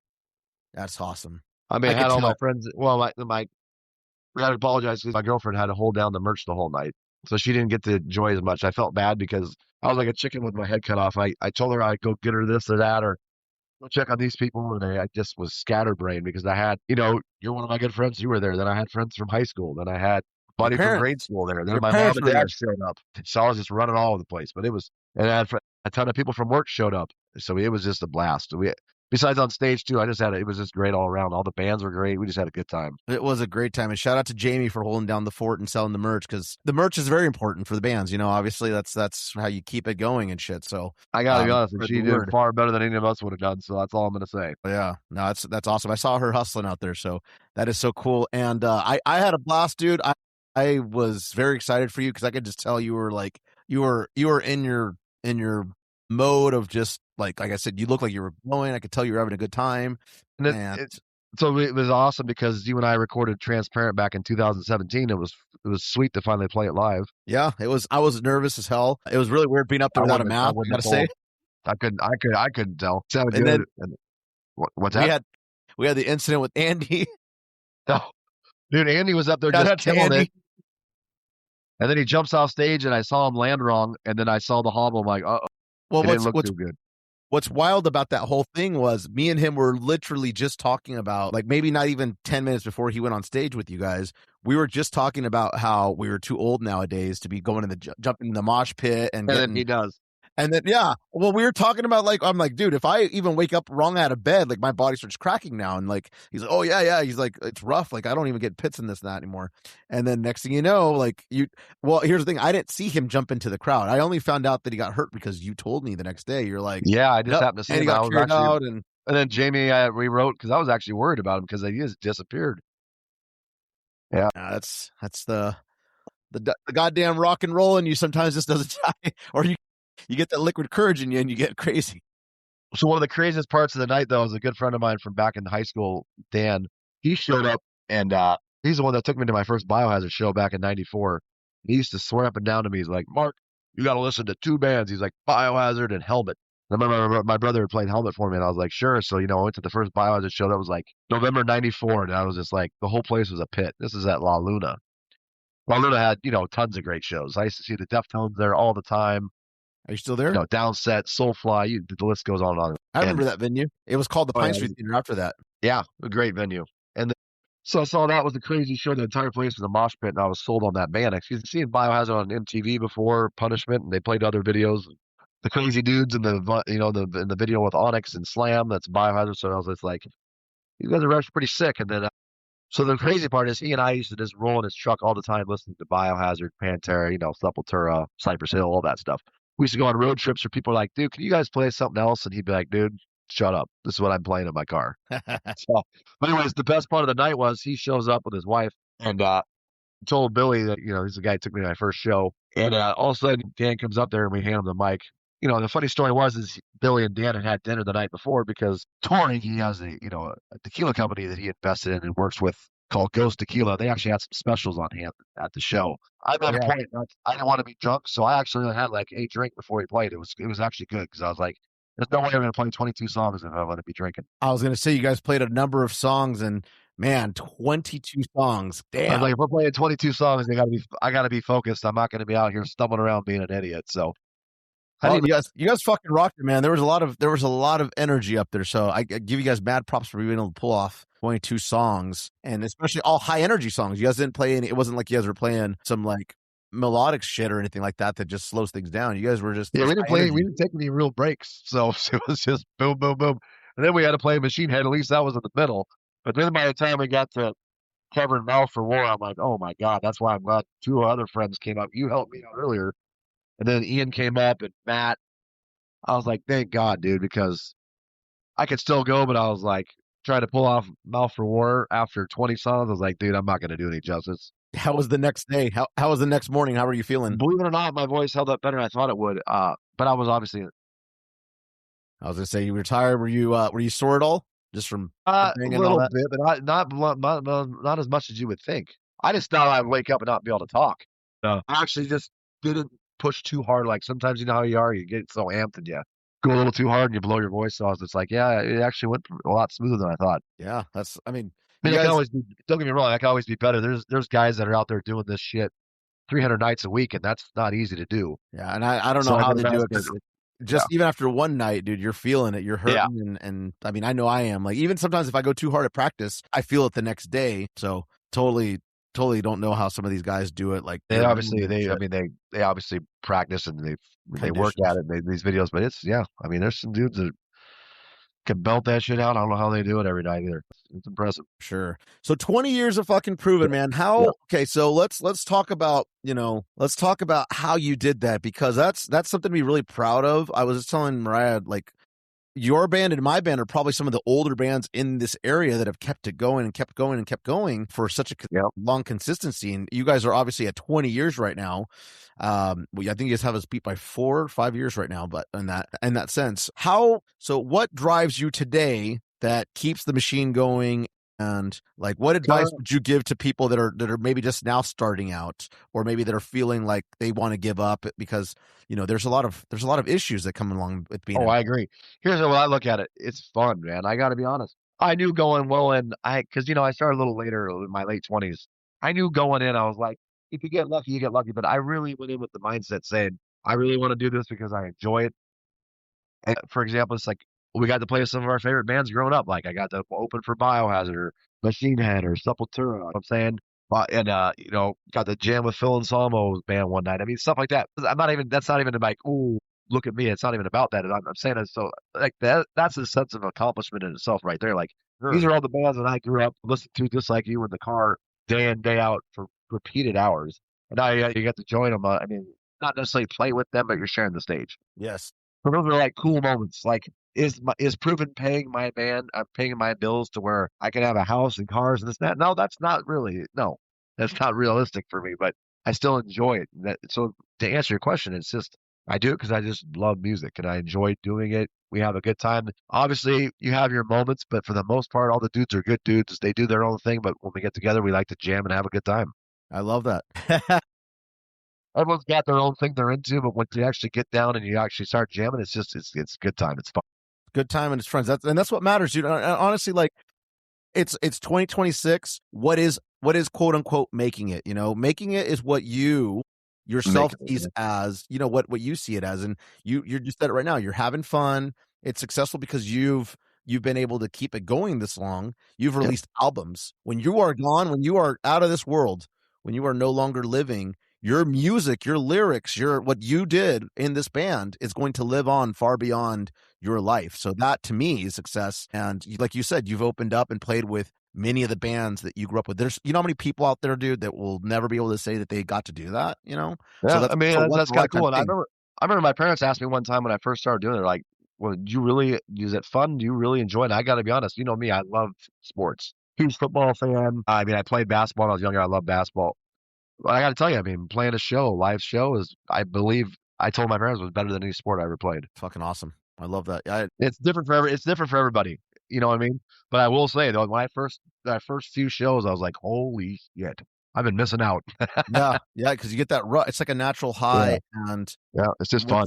what's really cool is like when you have other people that like I'm not talking about friends or family. I'm talking about like people you don't even know connect with your music, with your words. Dude, you had someone pay for your band to fly across the world. Like that's how much that person and your band meant to them, that they wanted to pay for you guys to go out there and see them. And there are times I agree, and there's times I still feel bad about not being like realistically, if I would have had the time and the resources, I would have loved to have Rory that you mentioned to bring him. We've talked about it for years, flying him out here and returning the favor. With some of the schedules and stuff, it just hasn't worked out yet, but hopefully that can happen. Yeah, it's always Before we possibility. get too old. Yeah, I want to go back to Ireland once, but I want to try and get him out here to the States. That would be really cool. That would be like, and then maybe have him get on stage with you and do a duet on one of the songs or something. Oh yeah, have him sing along and shit. That's but to answer back to what you're saying, one of the things I'll say, like, I've watched how you do things and run things in American Overdose.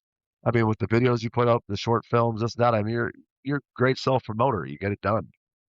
Thank A you. lot of the guys, I mean, it is like not even sometimes band is the 5 guys, but sometimes, you know, 1 or 2 people step up and have to do a lot of the other stuff. Yeah. Well, you're that guy you're the guy in the band. You've kept it going. So I was gonna say, like, what advice would you give to some up and coming bands, you know, from your experience about keeping it going, to keep the longevity going? And sometimes you know how it is, like when you hit the road, or when band members quit, or there's disagreements, or sometimes bullshit just happens. Yeah. You're doing something with passion. What kind of advice would you give to someone that's kind of in like the beginning stages of it, or in the middle of it, and think? My advice is just find some people like-minded that have similar interests. You know what? I mean, at least get together with a group of guys that are like have similar drives, similar like interests in music. Like you hear crazy stories sometimes about people that play a genre of something like they don't even listen to, and I get how that works for some people, but like I can't imagine playing in a hardcore band and not listening to any hardcore metal. That would be really weird, yeah. But I mean, don't get me wrong. I'm not speaking. There are people that can do that. Yeah. And don't get me wrong. Like I've had to open my mind over the years. Like, back in the day, if you would have seen like Marc Halverson was at a reggae rock show, you'd be like, "Is that the same Mark I knew back in the '90s?" Because the thing is, though, is if you go to the shows and you watch them over and over, like for example, my girlfriend's listened to 311 since the early '90s. I mean, they're huge. I mean, they still have a gigantic following. I mean, I know the average person will be like, "Oh yeah, I remember them from the '90s," but like that band still has a huge following and does quite well. 100%. And they've been a band for what, 36 years now, so they're doing quite well. They have their own festivals, so they're definitely. But then it's opened me, some other bands that I normally wouldn't listen to. You and I have seen these bands like 311, Dirty Heads, The Movement, just to note a few. There's so many in that genre. I mean, everyone knows Sublime and Sadly Stupid, but I'm talking about like some of the more up and coming ones that have been around. Yeah, and what's crazy? But all these bands have been around for a long time now too. So it's just like. And those bands, going to those shows, I'll say this: going to those shows has influenced me in a way. It may not show in my music, but it influences me on like things that I like, that I see, that I'm like, oh, I can apply that to how I phrase things, or how I write certain lyrics, or certain beats that I want to hear, and that kind of stuff. So the crazy thing about music is that, like you were saying right now, there's people out there that don't listen to hardcore, but they can do the hardcore music. And in some ways that might even be better, because they're not influenced by, they're not going to sound like everyone else, because they're going to bring their own flavor to it. It can also benefit them too. I'm saying for me, it doesn't translate as well, but there are people that can do it. You're right though. They don't have a bias. They just do it how they'll do it. Yeah. It's and I've noticed that there's sometimes because I listen to a lot of music podcasts, there's a lot of artists that now, like from the generation that we like, from the 90s, early 2000s, a lot of the bands will say like, oh, I don't listen to any new stuff anymore. And then it's like, well, why not? They start asking them, and it's like, well, I don't want to be influenced by what's going on right now. I want to bring what I have, which that can be good. It can also be limiting, because you don't know. I agree. You're stuck. You know how it is. Like you'd be like, oh, hey, did you hear that? Let's throw a band out there. Like, did you hear that new Slaughters of Avail song? You'll be like, no, but I was listening to Korn. My Demons by Driven by Pantera from '92. Yeah. It's like, and I like to be stuck in my old ways too. But at the same time, there are great bands out there that you still need to check. Like, I've seen this band for a while from the UK called Guilt Trip, and they've been around for a little bit now, but they're fucking good. They're like I saw an interview with a guitar player recently where he goes, "Yeah, we're Machine Head hardcore." That's exactly what I said the first time I heard him. So, dude, I'm like, these dudes are fucking awesome. They're like Machine Head, but with hardcore breakdowns. It's fucking awesome. So about that band, I just recently started because I remember you talking about them a couple of weeks ago at the band practice spot. And I think Rommel was actually talking about them too. So, oh yeah, I've been telling these dudes. How long have they been around? Because I'm starting to see a lot of press on them and a lot of ads on them. They've been blowing up lately, and they signed with what do you call it? They signed with Roadrunner recently, but they've been playing with all the big bands over in Europe, and like Malevolence and some other ones, and they've been touring. So they're finally coming to the States now and touring. I think they're looking back. They've been a band almost 10 years, I think. Oh, it's crazy. It doesn't seem like it, but they've just recently been blowing up. Yeah, I was going to say, I the name I had not heard of, and then all of a sudden you guys mentioned them to me, and then I start seeing ads. I see them in press. I used to see their name, and I'm like, these guys have got to be good. And then all of a sudden they had that song Burn, one of the more recent singles out, and I played. I was like, dude, this is fucking good. And I went back and started listening to their discography, and I was like, dude, I don't care how many times they play those harmonics. When they do those Machine Head harmonics, I love it. Yeah, they definitely have a great sound to them. Yeah, I did mention to you that ahead of time that I was going to start asking you about what your top five albums from the 90s and then top five movies from the 90s for you. So let's go through the top five albums or bands. It could be bands or albums. I don't care. All right. Well, we'll start with. I mean, it's so hard because there's so many good albums out there. It is a very hard question, but I'm just gonna come off the top of my head. I'm gonna go. I have to say it, even though I don't listen to it as much as I used to. I have to say, Vulgar Display of Power. I still think it's one of the best albums ever written. I really believe it's. People will argue with you and say, "Oh, they're not that good. They're not Metallica or whatever." That's fine. Whatever. I still think easily top 10 metal albums of all time. I don't think it's close. I mean, dude, for what it did in the 90s, it just blew open. Dude, they literally took it to a new level. That's why they wrote that fucking song, dude. Every heavy band nowadays is influenced by them. Like everything. You don't have to. They don't know it. It's true that you have to like Pantera. You can say, it's not my cup of tea. I don't like this. I don't like that. That's fine. You like what you like. But to say that they were one of the most influential bands of the 90s. There's no arguing that. There's no arguing. Guys, I always make this statement and people say you need to clarify, but there is a period of time, and I will say this to the day I die, where they are one of the best bands on the planet. I'm not just talking about metal or rock. They were so good, it was fucking ridiculous. I want to say it was probably, I didn't see them before. I was growing up seeing them, but I'm gonna say from like 92 to like 97. It didn't matter who they played with. I would have to want to open for those dudes. I really wish I would have seen them back then. But I remember musically, we're so good at what they did. It was ridiculous. Like I said, they're one of the most powerful bands I've ever seen. There are bands today, yes, that are heavier, guys doing crazier vocals. That's fine. I get all that. Things have evolved that degree for their time and what they were doing. It was they just shattered everything, dude. Yeah. And then obviously, because that album just changed me, what I'm saying? That album probably had the most impact on me all around, probably ever. And then there's, of course, Urban Discipline by Biohazard is what got me into hardcore. So that album right there is just a game changer too. Oh yeah. Punishment, Shades of Grey. I mean, the breakdown on Shades of Grey is my favorite Biohazard song, but that shit just stomps. And then obviously I got to go. That's two albums right there. I got to go with Cypress Hill. I just could be they're one of my top 2-3 favorite groups of all time. Killer. So the debut album or Black Sunday, but even like Temples of Boom and Cypress 4, they're all fucking good. Yeah. But if I had to pick them, you asking me to pick one, it's got to be a tie between the debut and Black Sunday. Fuck yeah. And then if I want to move along here, I would probably say I'd probably have to throw. Do I throw Too Short in there or Two Live Crew? Could be. I'm talking about I'm not necessarily saying these are the best albums or my favorite albums of all time. This is what's coming. But if you want to say that had the most impact on me, yeah, we got to throw probably Two Live Crew in there. Two Live is what we are. Fuck yeah. Their EP with maybe once supposed to. I mean, come on, Drew. Fucking genius. So you did mention that Proven, the way you write in Proven is like your lyrics is similar, is influenced by that, right? Oh, definitely influenced my rap. I understand how a lot of people say, "Oh, if you rhyme every time, it's kind of whatever," but it helps me get the basis of what I'm writing. Sometimes I'm trying to change it, but yeah, a lot of the lyrics and the verses tend to rhyme. Just how I've written, but as we get older, we try new things. But just the way with the beats and how it's written, yeah, definitely very rap influenced. Now, am I a rapper? Like I said, am I a rapper? Absolutely not. But I do love rap and hip hop, and I grew up with all that stuff, so I'm definitely heavily influenced by it. And influences come in different shapes and forms. So yeah, there's nothing wrong with that. So we got about 4. So I mean, I just because of the time of my life at that age, from like such a 2 Live Crew fan, like it was almost sickening how much I listened to 2 Live Crew. You'd be like, dude, is there something wrong with you? Like, you listen to anything else? I heard it was bad, dude. My brother, I get in the car with my brother, and he playing Guns N' Roses, Alka Slayer, this, that, and I'm like, bro, we're gonna put on 2 Live Crew. He's like, dude, calm down. We'll get to it. I always love hearing the story that you tell about when your dad told you to bust out the. Oh yeah, when we go on the road trips. If my mom wasn't in the car with us, my dad would be like, son, put on the 2 Live Crew. Yes, I love it.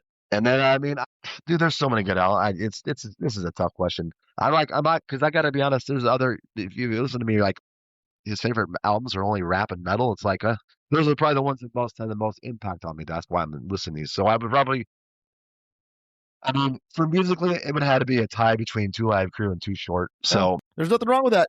This is what you're. Let's split it with 2 Live is what we are, and Life is Too Short. Right there, those are that's in there. And then to top it off, I would probably say for the time and what it was from the '90s, I might even throw like Sepultura, Chaos AD, or Machine Head Burn My Eyes. Hell yeah! Let's just throw 5 right there. I don't want to talk. I can talk all night, dude. Those are great choices. And you know what? Amazing. Helmet's pretty close. Fear Factory, The Manufacturer is amazing. I mean, there's so many good ones. Yeah, there is, and sometimes it changes. Like a week from now, if someone asks you that, it might be different, just depending on what you're feeling. I know. If you ask me my 5 top albums right now, it'd be drastically different. Yeah, 100%. And how about movies? Because I know we're both movie buffs and shit. I've been excited about this one. And I want to hear why. Why. The number one movie it's just no surprise. It's fucking Predator, and it's not even close. I was going to say, it's not 90s, though. It is. Yeah, I know. You gotta make an exception for 87 here. Okay. Because it is my all-time favorite movie, and it's like not even close. Yeah, I mean, that's an iconic movie. So. Another exception for 87. Yeah, it's an iconic movie, so sure. Because you got Predator, and you got fucking Rambo First Blood Part 2, are 2 of my favorite movies, which are all from the 80s. Yeah. The 80s, dude, the 80s had great movies. The 80s and 90s. 90s were cheesy as fuck. So were the 80s, but I feel like there was a different type of cheese to 90s movies. Maybe, dude, this is a tough question. The 90s, I'm trying to think, though, my favorite 90s. Wow. There's some good ones there, but this is a tough question. Yeah, Terminator 2. Terminator 2 is 1990, so yes.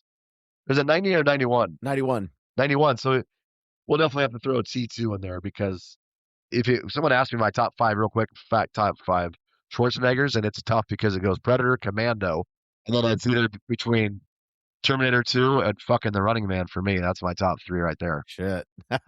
not Last Action Hero? No, I'm not saying that's not a good movie. I'm talking about for my personal favorites. Yeah. It's tough because the Terminator movies are great, but I was such a huge fan of Commando and The Running Man too. It's a tough question. Yeah, I mean, he was in his prime at that time, so. Oh, he's not. Well, did you like Goodfellas or Casino? So I'll go with definitely. I'm trying to think which one I like better. Probably Goodfellas. Goodfellas. That's a pretty amazing movie. You know what? Just for the sake of my girlfriend too, let's go. Let's throw the original Scream in there. Oh yeah, dude. Right. If you want to talk 90s. Yes. Anytime I watch that, it takes me back to the first time I saw it, which I was like in 6th grade, I want to say, or 7th grade. Wow. It was and it takes me back to that time. That's what I love about movies and music. Always take me back to the time when I first heard the music. It's like a time machine to me. Great. I can sit right now and think about something. I can remember moments from like 1994. Like I was driving that one day listening to this record, and this was happening. I heard, yeah, it's crazy. How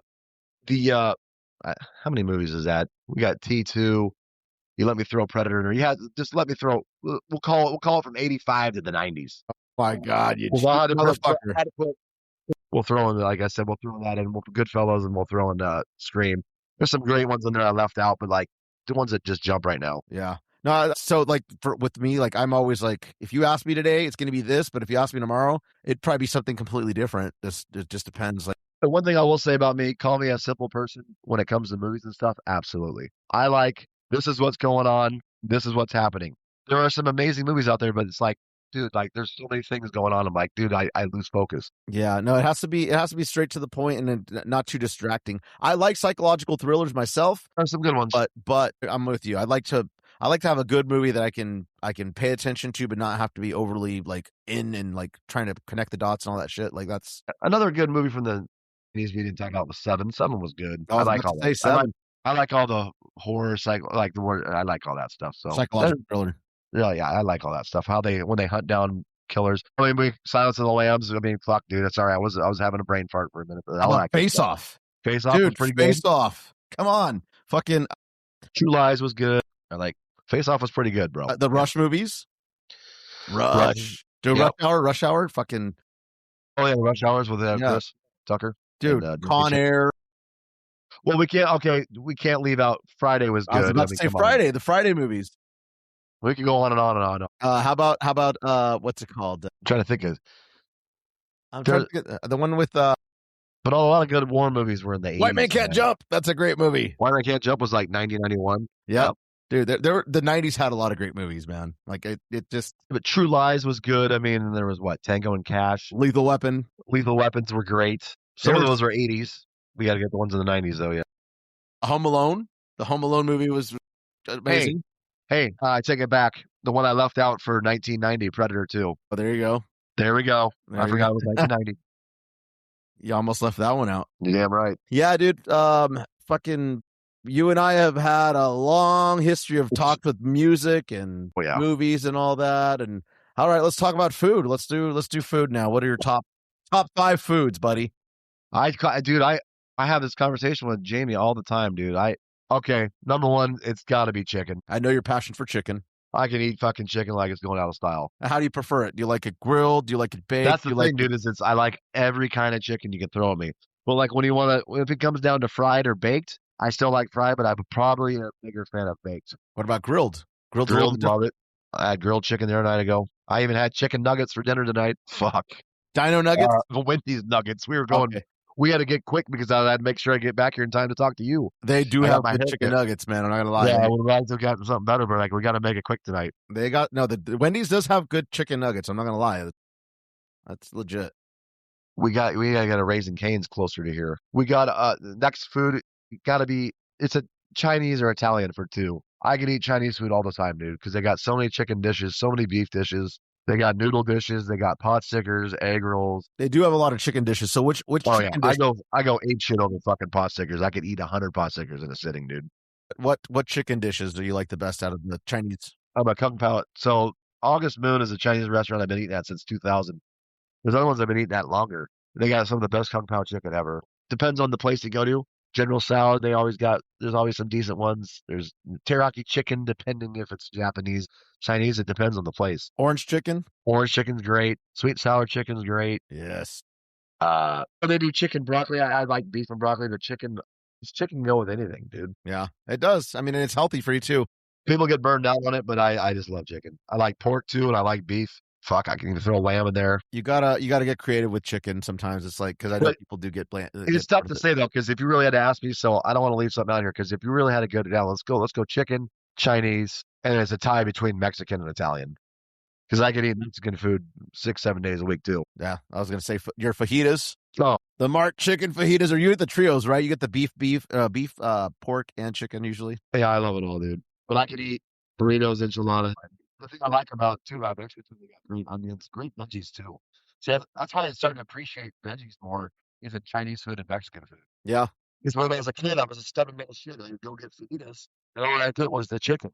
And my parents are like, "Son, you're missing out." I'm like, "There's it. I'm eating the shell and I'm eating the chicken." And then what the fuck? I'm like hitting those onions and all those peppers, and I'm like, Jesus Christ, what's wrong with me? Yeah. Yeah, no, it's I was the same way. I was a stubborn, picky little guy, so I know exactly. Oh, I still am, but it's if there's a lot of things sometimes you're missing out. You just gotta try it, I guess. Yeah, I don't know. And then we'll throw on the list. Obviously, everyone pretty much likes it, but number 5, we'll probably throw pizza in there. God, yeah, dude. I've cut way back, drastically back on pizza. I'm a pizza whore, dude. I I see have it. to have it every couple other days. I like pizza as much as I like tacos, almost, and pasta. Yeah. There's also well, there's another food on the menu we won't discuss, but yes. Fur burgers.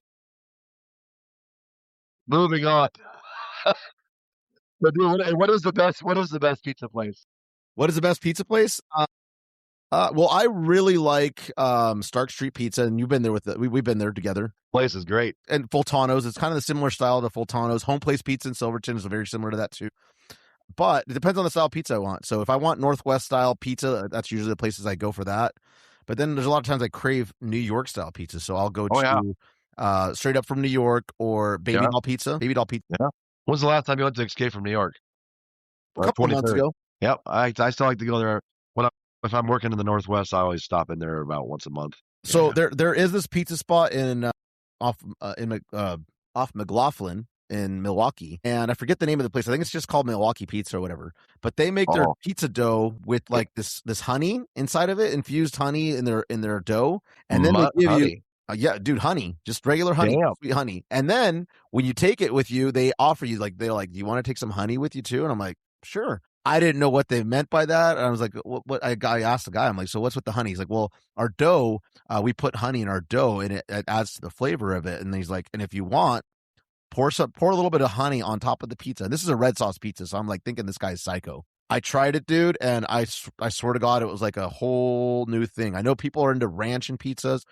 Good for them. The honey and pizza thing, when I tried this, I was like, okay, well, this is something new. It's not something I do all the time with pizza because I just feel like it's like these guys, because they do the honey in their dough, it fits. But I like that style of pizza that they have there. It's like New York style. It's like a flat, thin crust pizza, and it's New York style. So if you're ever out in Milwaukee Pizza, I believe, pizza company or some shit is what it's called. You know how I am. Some of those old school places too, like old school bomb and pa type pizza parlors, are bomb ass pizza. Those are the best ones. I got what was it? What's that? You know what I still like to go to once in a while? I still love to go to the Round Table. Oh yeah. I haven't been to a Round Table, dude, since I think they had one in Salem way back in the day, and I lived out there. It's been that long. In like the mid to later 2000s to 2015, 16-ish, even leading up to right before the pandemic. They used to have all you could eat pizza. Then they had bomb ass chicken wings, and they took that away. I was like, dude, they used to have some good. Besides the salad bar, they used to have good stuff. Oh, I love chicken wings. That's another thing that I have a weakness for. Like Wingstop. Yeah, I love Wingstop, and I love obviously Fire in the Mountain. Like out here, we got lucky. We have a Fire in the Mountain out here. So. That's right. Hey, one thing I always see a post up there, and it says there's like a picture of 4 things. It's like what? Isn't that like steak, chicken wings, pizza, and something else? And it's like if you had to take one away, what would you? Which one would you be? And I don't know. Chicken wings or what? What are the options? There's the picture someone always puts up. It's like steak. I've seen a couple. Wings. I've seen a couple. Pizza? Is it pizza and something else? I can't remember. I think it was burgers, steak, tacos. Burgers, steak. Yeah. And I got to be honest, I love it all. I could probably, I don't know. I think I'd probably go without the steak. I know most people would say that, but I could probably do it. I love a good steak, man. Like a good steak. Oh, I do too, but I'm more of a red meat guy. Like I like chicken.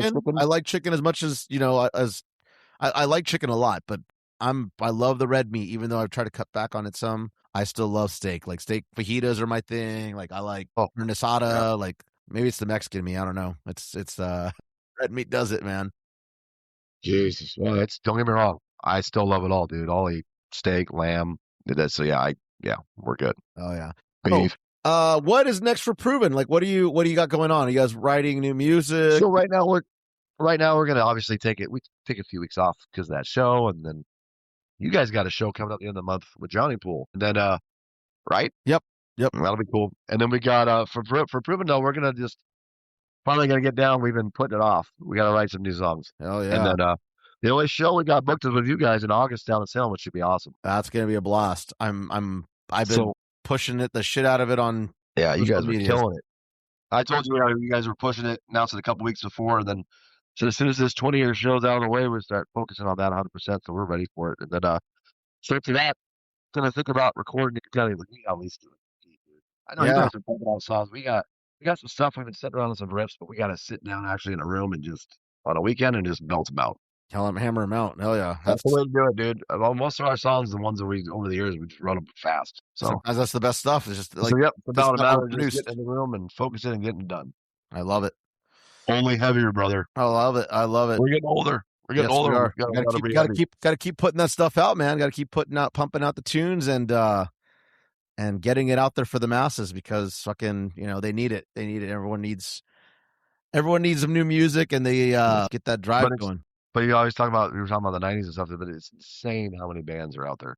Dude, like it's too much almost. It really is. It's to the point where people there's just so much coming out. It's easy for people to overlook the good stuff because it's hard to sift through everything and know what's good and what's just the ordinary and whatnot. So for me, it's just, if I hear something by chance when I'm listening to something, and you know how sometimes you get random plays of different artists that are similar to whatever you're listening to, that sometimes catches my attention. And what I'll do is I'll just hit the little plus button and I'll add it to my liked list. And then I'll go back and then once I go through the list of the liked songs, I'll like, all right, who's this band? I listen to the song again. It reminds me of, oh, yeah, I liked that. That's why I added it on here. I'll go then check their catalog. So that's kind of my new way of trying to discover new bands that I like, because then I'll get to go back and actually listen to their full catalog and what they're about and look into them. Absolutely. It's just, there's just so much information out there that sometimes it's a bit overwhelming. Back in the day when you had your album, you can go, you're committed to it because you just spent $20 on a CD. And so you have to listen to every song, and you better like it. You better not just buy it for that one song, because it's true. You're sitting on something that you spent a lot of money on, and then the journey to get it there. You spent time looking at the artwork, you're looking at the lyrics, you start trying to find out everything you can about the band. Yeah. We didn't have the internet so easily accessible, because back then when we did have the internet, I remember having the 28K. Remember that dial up? Oh yeah. It would take like 15 minutes to load a page. So if you wanted to go check out a band, you'd be lucky if it loaded. Are you? One of the websites, one of the websites that we've been using since the late 90s, early 2000s, the prp.com. Yeah. They always keep you updated. And of course you got Blabbermouth. There's so many sites too, but I don't know the ones in the early days too. Yeah. Yeah. Real quick, we should talk real quick about maybe what's some current. You don't have to be a current brand new band, but what's some of the newest stuff you're listening to right now? Right now, so I really like Currents a lot. They're a band that just has something very unique to them that I dig. Dead, they're not really new, but they're newer, I guess. Oh yeah, Dead's a band that's very new metal influenced. Bad Omens, of course. Ronnie Radke, Falling in Reverse. I used to not like his music at all, but here's what made me like him. I started liking him because he got really outspoken. He's got a lot of haters. The dude is very talented. He can sing, he can scream, he can rap. He can do it all. Like, I mean, I'm sorry. And not only that, but he's a troll. He gets creative. He gets creative with his shit talking back to people. I love that. And he puts people on blast. Here's another band that I talked a lot of shit about, and I know you probably don't like them and whatever, but I talked a lot of shit about Sleep Token. I know where you're going. I almost said shit token, but I talked a lot of shit about Sleep Token, but I gave them a fucking chance finally, and I really understood like what they're doing and what they are about and whatnot. So I do dig them now, and it took me like 3 or 4 years, dude, of listening. And here's the thing. The way I listen to them now is very different than what I tried to do, because everyone's saying, oh, there's the metal band this or metal band that. And I'm thinking traditional metal. You can't think that. You can't think. There's a reason why they're so big. It's because they do play heavy music. I don't consider them a heavy metal band, but what are they? They're not necessarily a pop band either. They're not. Yes, they're maybe rock, but then they have like some jazz elements. They have a fucking saxophone in one of their songs, dude, or some of their shit. Like, so to me, it's like, okay, well, what they're doing right now is exactly what bands like, for example, Metallica was doing in the early they're taking an influence of something that they like. In this case, they like heavy music, jazz, whatever, pop, and they're creating their own sound to it. That's what Metallica did back then.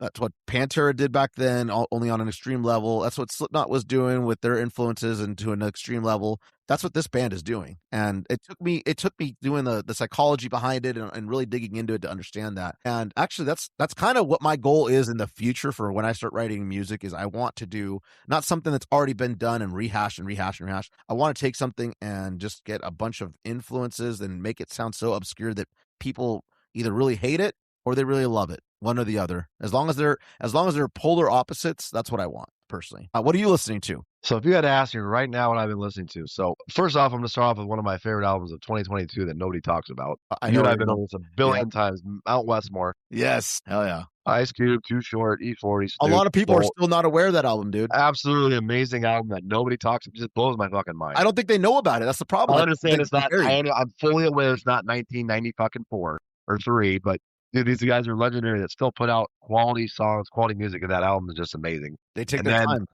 yeah. So obviously, I listened to a ton of Be Real from Cypress Hill. He got a Prohibition. He did 3 CDs with Burner, the guy that owns Cookies. He's a rapper as well. I think Be Real. I'm a huge Be Real fan. Obviously, love Cypress Hill. I always throw that in rotation. And then I've got, of course, we talked about Guilt Trip. Also, I mean, we got to mix it in with my girlfriend. She listens to a lot of Dirty Heads. Yeah. They're always going to be in there. Denim. He's been up and coming for a while. He's, from that area. They're playing in Salem. He's going to be playing in Salem. They're coming to Salem. So, yeah, we look at that. Now, look at the list, though, at the bottom where it shows the asterisk. He might not be playing that show, though. Oh. No, go back and look at the flyer, though, when you got time. Where are they playing in Salem? I didn't see that. So I know. I think Jamie looked it up. Slightly stupid. I think they're playing the fair. Oh, wait, no, they're playing. Sorry, they're playing the waterfront. I think. Waterfront. Yes. So we'll see. I mean, probably the elevators. I wonder. Look at the asterisk. I don't know if Denham's playing that particular show, but he's coming. He's coming through. He's playing the reggae rock. He's doing the Reggae Rise Up, Oregon. We saw him at that school last time they came through Portland, or one of the times they came through Portland.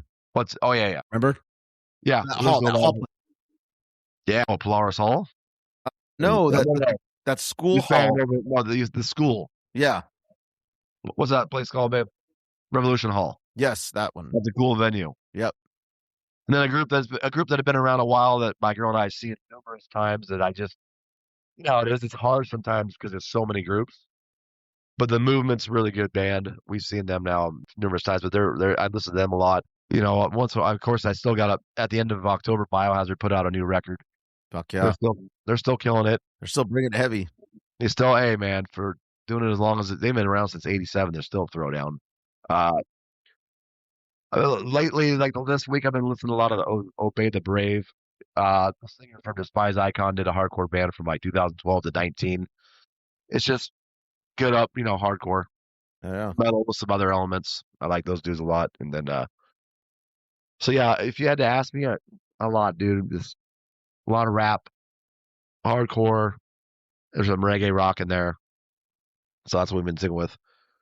We still got to throw 311 in there, some stuff, and then Corey Feldman. We got to talk about Rock and Revolution. No, Gene and I have been waiting to hear. You finally watched it. Yeah, I saw it, dude. And if you need a reason to not like Corey Feldman, watch that documentary. And I got to know, did he put that out or who put that out? That's a good question. There's no way that he allowed that to come out. I would hope not, but then I wouldn't be surprised either. I really wouldn't. I would not. You're right, though. He probably, he will, yeah. Because the way he named it, the Corey Feldman versus the world, and I was wondering, like, where are we going to go with this? And then when I saw it, it all made sense. I'm like, oh, I get why. I mean, not allowing like the certain ones that shower and stuff. Like he had to tell them when to. Dude, he's talking about being pro-woman and how he's going to do this for them and that, and then he's telling them what they can or can't do. They couldn't go get food across the street. No. He's throwing a tantrum without him knowing. He had to give them the okay. It's insane. The best part too is when the girls would meet him at the meet greets after, and he'd say, "Cut the camera." Yeah, he was being a creep at that point. And dude, okay, when I saw that last night, I was just like, just when I didn't think I could be shocked by more from him, it just got worse, progressively worse. The thing is, he wants to expose all this bad thing. Well, there's bad people out there, like bad things going on in Hollywood, this, that. He's one of them. But then when you turn around and do it yourself and abuse it, it's like, come on now, you can't take that seriously. Well, not only that, but okay, he's preaching about how he wanted to uplift girls and make them have their dreams come true and help them. But then he says, but not everyone can get in the door. Remember, he said because they're signed a contract. Well, he also said that they couldn't, if they were ugly and he couldn't work with them, then he couldn't. But then prior to that, he was talking about how he wanted to take people that didn't believe in themselves and make them believe in themselves. But then he's talking about, but not all of them can get that, because if I can't work with them or they're ugly, then I can't help them. There's nothing I can do for them. I'm just like, how many drugs are you on, bro? Like, there's the thing that got me too is how he just disappears and they go on the honeymoon, and then Like everyone said, like, why do you need $10 million for this documentary to come out? You couldn't answer it. And then what did the remember he raised like 100,000, like over 100,000. So where did Yep. that 100,000 go? Oh, he went on a honeymoon. Or honeymoon and tour. That's a rockin' revolution. So there's no way that he put that shit together himself. I think it was it had to be that manager guy that they had. Well, yeah, because some of that stuff he would not have approved. No, hell no. There's no way. Dude, okay, so I don't know if you have looked that up on the YouTube channel, but there's this channel that all they do is they review and do reactions to Corey Feldman stuff. Like they're infamous for doing it. Oh, I've seen some of them. They're hilarious. Well, I'll have to go back and watch they did one on this documentary just like a day ago or 2 days ago. And they rip it to shreds because they got footage, I guess, that Jackie chick ended up like pushing out on social media. So they were able to put that on their channel, and they're reacting to some behind the scenes things that didn't even make it on the documentary. That are dude, just it's horrible. But go watch it; it's hilarious. But if anyone out there is listening that is a Corey Feldman fan, go watch that documentary. You'll see him in a whole different light. Yeah, well, Ascension Millennium, baby. Yeah, he. Whenever you gotta get some motivation, you throw on that Ascension Millennium, dude, and just start dancing around the house to get shit done. He's a piece of work for sure. Thanks for the recommendation, for letting me know that was on. I was looking for that damn thing for 2 months. I was looking for it because you told me about it in December, and I looked for it and I could find it, but I wasn't going to pay. I think it was like they wanted to charge like $5 for it. I'm like, I'm not giving anything that's going to go contribute to that motherfucker. I will wait till it's available and I can download it, and I downloaded it. Oh, hey, real quick before we go, one other album that I threw on yesterday, I was like, went back to 01, dude, was Flaw through my eyes. I went and listened to the whole CD again. Yeah. I was a big fan of that dude. He's a good singer, man. I always like Chris Willis. He's a good singer. I actually reached out to him when I first started this podcast and asked him if he wanted to be on it. He told me he would be down. He should do it. Yeah, well, we just got to get it scheduled, but it'd be cool to get him on here because I know he's been going through a sober journey himself right now and making changes in his life. So I definitely want to talk to him about that. But yeah, it's a great album. That's that album front to back is just it's very, very good. Now, I know you got to see them at here in Portland at the dude, a Analog. crazy show. 01 was a crazy lineup. It was Flaw, Lamb of God, and Mushroomhead. All the most like random crazy bands. lineup. To me, that was a crazy lineup, but that was what it was, and it was a good show. And you got to see him in Portland again at the Analog, didn't you? Not too long ago. Yeah, then I saw them out. It was a while back. But no, then even back in 05, when Chris came through with 5-Bolt Maine, I saw him in Vancouver.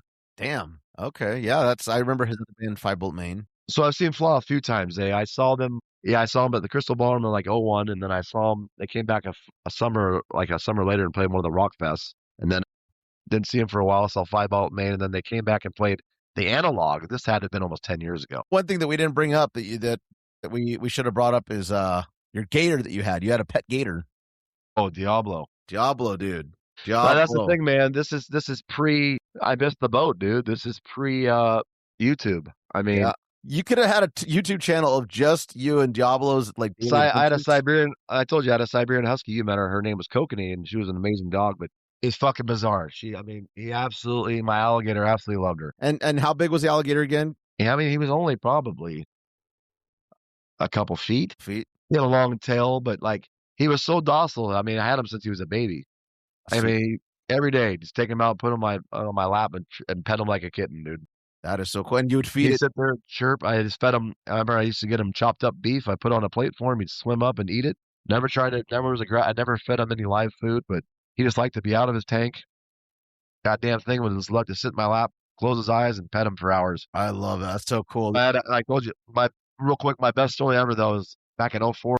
Moved back to my parents temporarily. I was saving up to get a house, and they knew about him. They'd met him before, but they didn't realize he was with me. So I put him in my back room. He was hanging out behind the pillows, wrapped up in a towel, like to stay warm. Well, anyways, my dog was back there playing with him. So my mom came out and she was like, she couldn't understand why my dog kept playing with the pillows. So she finally pulled the pillows back and saw an alligator there. I'll never forget. My mom doesn't swear. I got a phone call. I mean, I was out playing basketball. She goes, Marc Halverson. She goes, you get home immediately. She goes, there was a goddamn alligator in your bed. And she almost had a heart attack. My dad couldn't even get mad at me. He was trying not to laugh, but he's like, please don't do that again. That's so cool, though. That's badass. And so at the end of 04, 05, I finally get my house. But based on where I was, it just wasn't really the best environment for the gator. I mean, let's be honest. I mean, people want to get down to it. We know what their best environment is, their natural habitat, but I treated him well. There was a family that had a huge farmland and they took him out, way out. So I don't know what ever happened. I haven't talked to him in a long time, but he went to a huge farm area. Hopefully they treated him well. He was good to me. He might still be alive. Gators live a He could. long He could live life. 100 plus years. Yeah. I treated him like a king. I just felt bad based on the timing. It's just, yeah. Yeah. My point is, I had videos of him playing with my dog on my camera, this and that. Fast forward to 2004, I was at an event. I was working for a phone company, and I had taken pictures of the event, left my phone, came back to get it the next day. Someone had stolen my phone. All my pictures and videos of him were on there. So a lot of people think I'm full of shit, but it is what it is. I believe you. He I was know good. you're not a liar and exaggerator, so He was a good pet. He was a good pet. that's fucking cool. That's badass. Because now you see videos all the time of people that have their emotional animals that are alligators, crocodiles, and it's too bad. He would have been a hit, but it is what it is. Yeah, and he's got a cool name, Diablo. That's a fucking badass Diablo's name. badass. That's fucking No, cool. no.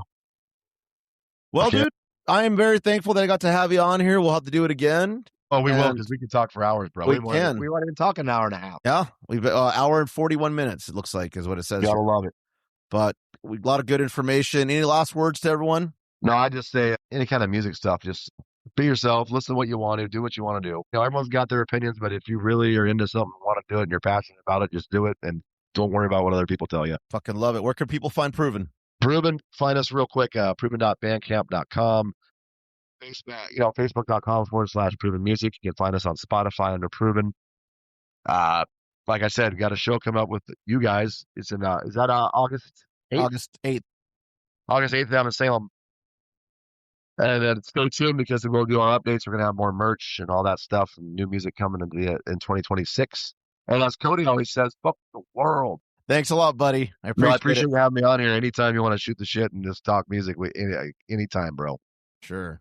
All right, man. And that is the end of my conversation with Marc Halverson of Proven. What an awesome talk we had. It was great to catch up with him and talk and discuss all things Proven and movies and music and all that great stuff. So be sure to go check out Proven. They're a kick-ass band if you're not aware of who they are. Support them, give them a like, follow on social media, share their music and everything. As always, I want to give a huge shout out to my two subscribers, monetary subscribers, I should say, King John and Eric Sheets. Thank you so much for your contributions for this podcast. Anyone else out there that wants to contribute, no amount of money is too little. So you can click on the link within the Buzzsprouts or Spotify to subscribe. You can donate as little as $1. You can donate as much as you want monthly.